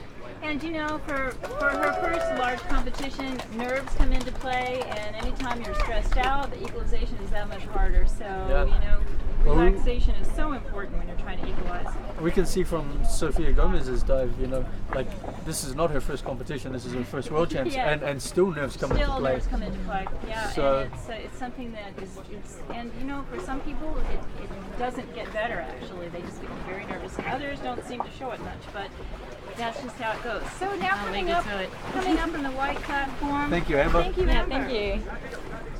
Coming up on the white platform now, we're going to have our second to last dive on that platform. That is Lily Crespi of France.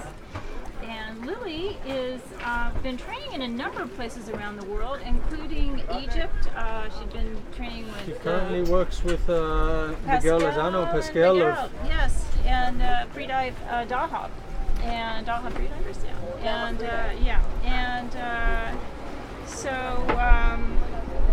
she is not residing in France, but she's, I think, working full-time as a freediver instructor and working with their program there. So she has announced a 60-meter dive at 2 minutes and 30 seconds.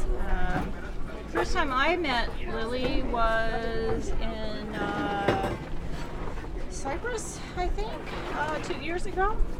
And she was kind of just starting then, and she's really improved since then. Have you seen her dive? Have you watched her? No, I only met Lily for the first time since she arrived here, and she only arrived, I'd say, not more than a week ago. Oh, okay. So she hasn't seen much of the training. Yeah, and so many of the athletes are traveling very big distances to get here, and one extra challenge for everybody is to get over the travel. Yes. I know for ourselves, myself and Sofia, we came from actually geographically very close, but it took us 3 days to get here. And I know for the first week it really took us a while to get over it. So. Yeah, that's one of the issues. We have jet lag and everything else, and I think also just the altitude and then trying to dive at depth. It's all a combination of things that are very difficult. Camila, come on in. Camila Harbour is here with us. Hello. She's going to join us in the commentary box. Hi, this is fun. Camila, tell us a little bit about your dive. Pues it was fun. It was a PB. Yeah. Yes, and I was very excited to do this free immersion dive since it's the last free immersion I do of this season. Okay, so you're done with free immersion. You don't want to do it anymore. No, I'm just. This is my last competition. I go back to university, so the next dives are going to be no free dives. Okay, great. Yeah. So it was just an opportunity for you to enjoy it. Yes. I thought about that entire dive. Okay, very good. What is going on right now? I think Lily just started. I think Lily just started. She should be heading down. Yes, she is. Okay. And so Camila, tell us a little bit what you can see here with Lily's performance. Lily, very nice, very relaxed. Yeah, she's taking her time in between the strokes, no? Yeah, so she's getting a nice glide in between the strokes. So we're trying to apply as much energy as you need, but still conserve. The being relaxed. Exactly. Okay, she's charging her mouthful down at about 30 meters, and she's still pulling. 30, and then free fall now. Yeah, so at about 35 meters, she's commenced her free fall. Yeah, some athletes like to grab onto the carabiner to follow the rope. I think that's a good technique to be able to close your eyes the entire time, no? Yes. Do you close your eyes or? I close and open, but sometimes I open. I'm like, oh, where is the rope? I have to follow the rope back. Very good. So by maintaining a close proximity to the dive line, then if you deviate, of course, you've actually got a better chance of trying to relocate it. She's approaching the plate. Very good. Looked like she was woken up by the tennis ball there. She puts her tag on the arm. She's coming up fairly quickly. Dive time 1 minute 30. Yeah, that's fast. Alright, so she's settled into a rhythm. She's looking very strong, very relaxed, nice and streamlined. So Camila, tell us what you were thinking about during your ascent today. I was thinking that it was a fun dive, and always when you meet the safety divers, I smile to them because I'm happy to be coming up with followed by them. Yeah. Okay, good. Yeah. Does Dean know that you smile at the safety divers? Come on. And I'm also thinking, I hope the tag's still there. You know, I think I have to just. So where do you put your tag? I have a strap on my leg, and I just grab the from the bottom and then put it straight in my leg. Excellent. So it's a nice smooth transition of to just here. taking it off the plate straight onto there. Yeah. I tried once on my wrist, but I saw it was a bit hard. So she's got final meters. Okay, how's she looking, Camila? I'm looking at her. Good. Looking good. Nice, Lily. And here she comes. Yeah. She's got her tag. Muy bien. We're just waiting for the card now from the judge. These moments are always. Yeah, a little bit of tension. Yes, yeah. yes. A little bit of excitement, and she's got the white card. So well done, Lily Crespi. 60 meters for France. And the French team have also sent quite a large contingent this year. They did, which is great because it is far for them to come, and they were really happy to have them. We've got some of our well-known divers like Morgan Ortiz and Stefan Hannah, and then some newer ones. Yes, Awar, and some newer ones.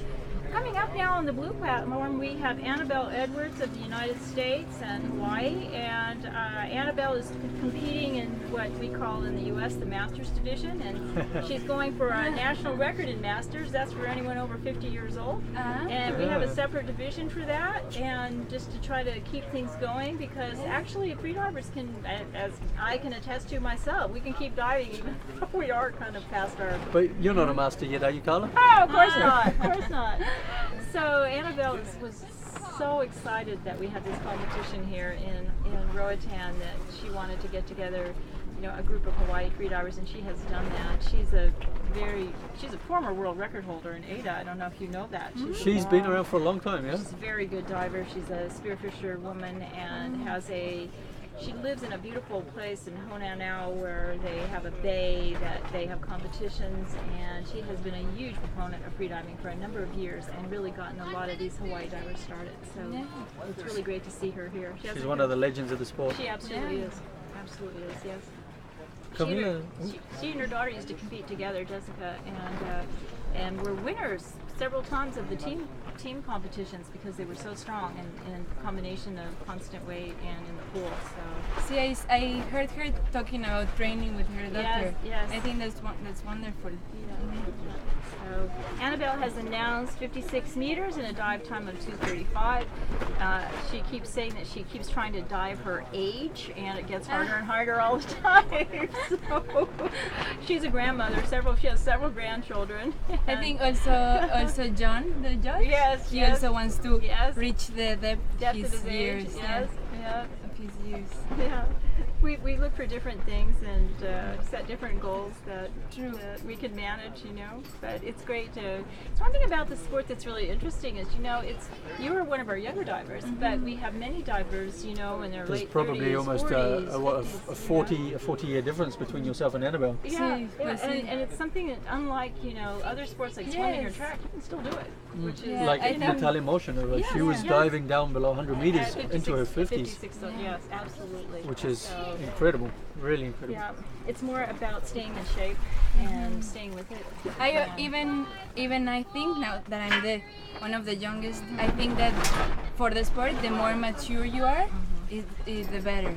So it's a sport where mental strength is as important, if not more important, than physical strength. So. Absolutely. So Annabelle is off, I'm going to leave you And we girls will to listen to continue. some commentary. Lily, would you like to join us? And Tune in with you guys tomorrow. Okay, okay. Johnny's going to be off. Thank you, Johnny. And Annabelle is descending now. As I said, she's a very experienced diver. She's been diving for quite a few years. I don't want to say. I just want to watch them. I don't want to make it sound like she's been diving forever, but she has been diving a long time. She definitely knows what she's doing, and she has trained a lot of other divers as well, and has communicated her enthusiasm for the sport to many, many people. She's been a huge influence in the sport for us, and we're very pleased to have her here. So Lily, congratulations on a successful dive. This is Lily Crespi joining us now, and she's from France, but as we were saying, she's been training with Dahab Freedivers in Dahab, Egypt, and so she's here representing that dive organization and team and club and teaching. And so how did your dive go, Lily? It was really nice. Yeah, Yes, perfect conditions today. Yes. No current, almost no waves, yeah.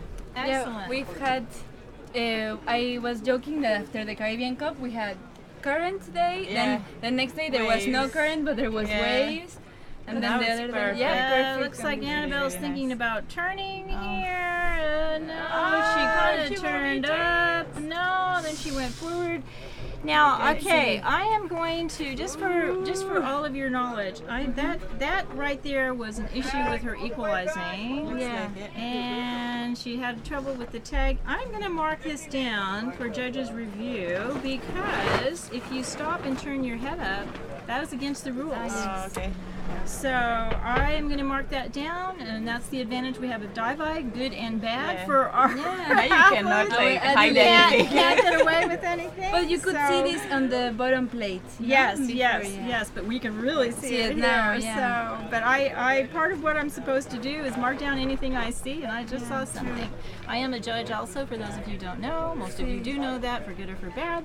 But so. Yeah, of course. Yeah, you could see that she was struggling with equalizing. I think at some point she even pinched her nose, pinched her nose a bit more. Yeah. Maybe the nose clip was a bit loose. So in this respect, the judges won't know that right now, and what we do then after the fact is that we review the film in the judges' room. We review all the films at the end of the day, and the judges will take a look at that and make a decision on that. Okay. And they can alter the card. So right now, if everything else is fine, she'll receive a white card, but if they see that, that could change the card. Okay. So just for those who don't know, that's how it works. And here's Annabelle. She's very strong. Oh, I'm okay. And so... Yeah, they saw it on the sonar also. Yeah, we have some rules that some people think are picky, but there's reasons for them. Yeah, and this of is a course. safety issue. And also I think if you put your head up, equalizing is always easier. It is. So it That's would maybe why- encourage people to turn, then go back, then and you that's have that's longer that's dives. exact. And where we changed that rule was after Nick's accident. He was doing a lot of that, and we think that contributed to his injury. So we decided that was not a safe practice.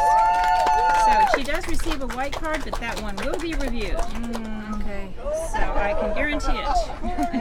All right, coming up now on the white platform, opposite this one, our last diver of the day on the white platform is Charlotte. That's why I'm here. I want to see. Yes, we're of in the course. same team. And I'm going to have you move over. Change No, with it's me. fine. No, I want you to commentate. I want you to God. be. Yeah.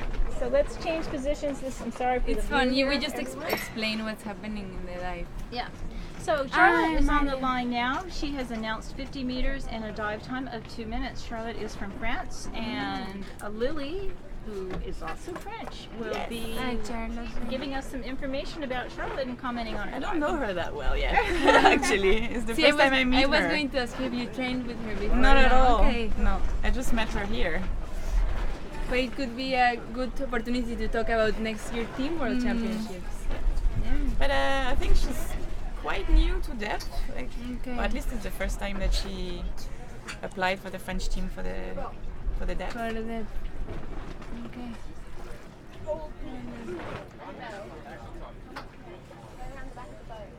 Oh, those moments are always 1 minute to official top is always like a nervous one, you know? Or that you have to the be heart's going a little bit up. I think I like, oh, my heart beats. But no, I think for me sometimes I have a difficult time being present because I also want to be away a little bit. But sometimes I have had some dives that I'm so not present that I don't even realize it's my official top that's going down. I realize later. Sometimes you're in your little bubble and then the countdown is kind of bringing you back to reality. Come on. Still ready? Bueno, she's getting prepared. She has a coach there. This is Arnaud, the coach. She's also in the French team. Some athletes prefer to get the countdown on their language, you know? True. Language. For me, I think in English is... Me, I don't mind at all. I just need a coach because usually I do half of my breathe up with the snorkel, so I don't hear anything. Okay. Well, under the rules, you are required to give your protocol in English. So I think maybe for some people it might be a little confusing. If you're being coached in your own language, you might want to, just because your brain's a little addled, reply in your own language, which is not allowed. So, because you have to always, I've had a couple of Spanish-speaking divers say to me, muy bien, which is a DQ. Okay. So they have to remember the only thing accepted is I'm okay or I am okay. So I'm okay. Yeah, it's not hard to say. I don't think in any language, but it might be unusual for some people. See, she looks really good. Yeah, really relaxed. Very long strokes. I think she's charging the mouthpiece. Yeah, probably. She charged already. Still pulling. She pulls quite deep. Yeah, she goes. So it's 40 meters now, and now she only 10 meters of free fall. Yeah. But at least she will have good speed, I guess. Yeah, definitely. But dive time, and we can see. She's got the tag. She's coming back up. She's trying to figure out what to do with that tag. There she's got it. Okay. Muy bien, coming up. Very long strokes, very nice. See, it's true. I've heard some protocols saying, I'm freaking out, or I'm like very, you know, like the excitement. But I'm okay, I'm okay, I'm okay. I remember a friend in the house say, I'm fantastic. Yes. Like, no. I had one recently on great. Yeah. And then sometimes they'll say something totally else. Where's the judge? And then that's a DQ as well. You can't say anything except I'm okay. I had one, she looks very strong. Yeah, she's coming up. She's looking good. Looks like she's enjoying herself. Yeah. As you can see, her dive time here, she's 150. She's on 10 time. meters. She's on time. Everything's good. She's coming to the surface. Yep. Okay, turn to the judge. Nose clip. Okay, sign. You can see the tag sticking out of her head. Perfect. Very nice. Yeah, conditions are beautiful today. Oh, that's I hope they stay like this for the entire. Yeah, and just, Lily, for you and all the divers who had to travel a long way, I'm just really glad that we've been, nice job to Charlotte, that we've been able to get this all together, and, it was logistically difficult. But really, the organization is amazing, I think. Everything works perfectly, and it's really nice for us. Yeah, it's very complicated, you can tell. No, I can imagine how much work goes into it, but for those of it's you running really well. who can't see, we have our speed boat here, our evac boat that's behind the white platform. This is our big dive-eye boat that we're on with all the dive-eye equipment and doing our interviews. We have the blue platform here who has our medical station. We have two doctors, emergency doctors there. Behind them we have the athletes boat, which is the dry area, and we have boats going back and forth to the shore. So it's a lot going on. Over on the blue platform, we're on our very last dive. This is Trista Fontana, and she is from Australia. She's announced 48 meters and a dive time of 150. So she's our last close. Annabelle Edwards. Yeah, she's. Thank you. Yeah. Thank you for joining us, and we'll see you very much. next dive. Land 40. Annabelle, you want to join us over here and for commentary on our last diver, who's Trista? Give us a few words about your dive. Oh wow!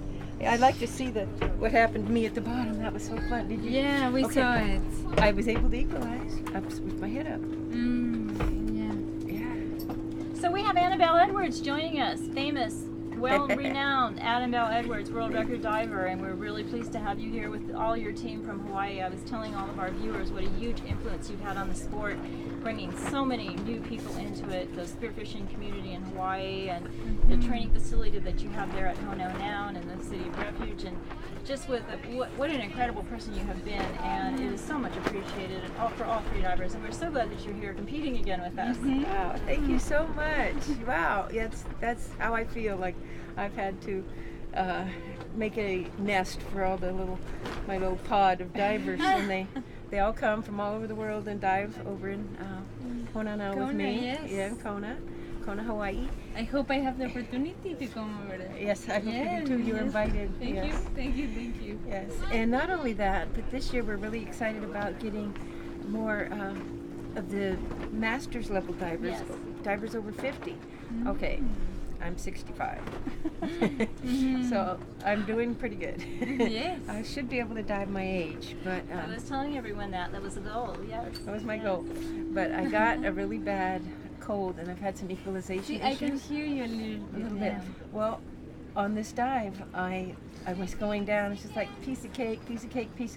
Oh, my right ear quit, but I was able to go head up and equalize, and I was so close to the bottom that I was able to get it. You know that it's against the rules, and it will be reviewed. It is if you turn back. Yeah. But if you stay head up. Yeah, but so anyway, it'll be reviewed, just so our audience knows it's under review, and with this we don't miss anything now. That's one thing, we can't get away with things we used to. There's advantages and disadvantages to this. So Trista is getting ready to go now. She's on the countdown. She's going to be starting. She's one of our newer divers.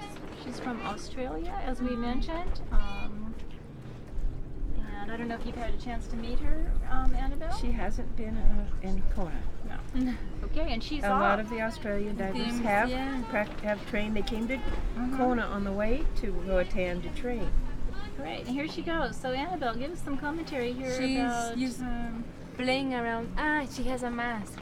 Well, what I see is that she's not overweighted. She's kind of light here.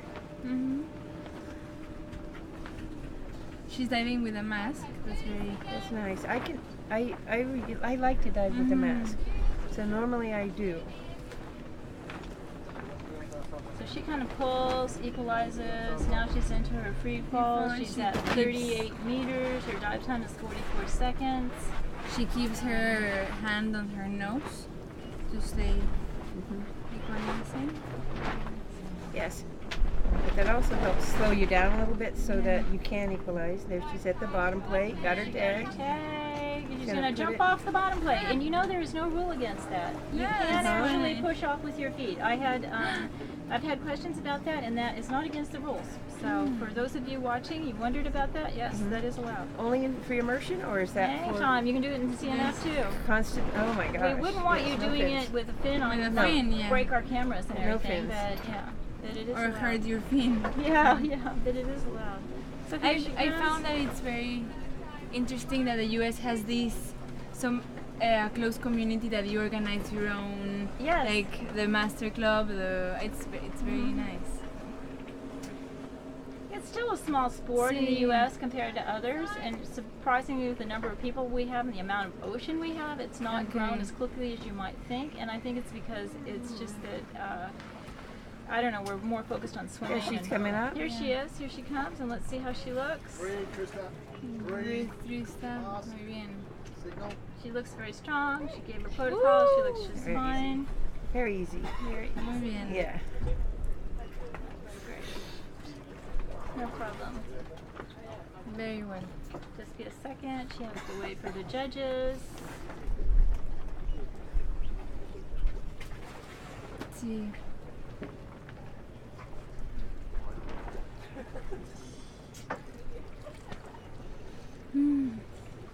Judges are conferring. She's waiting. Seems like forever. Yes.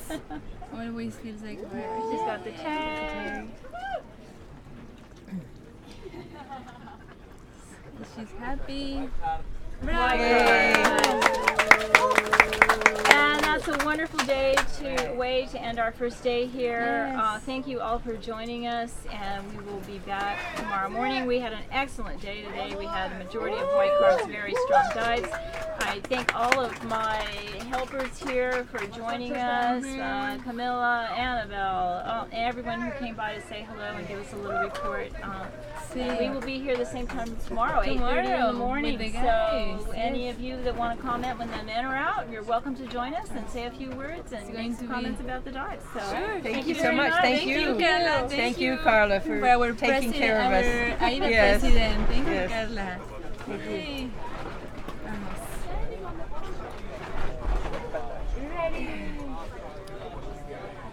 So the masters provide like that. See, I think maybe I am the youngest in this competition. I think so. She's 21. You remember those days, Annabelle? You didn't have freediving then. I was still swimming. Might have been abalone. No, I didn't even. I never Frito until I was almost 50. Me too. I mean, yeah, I did.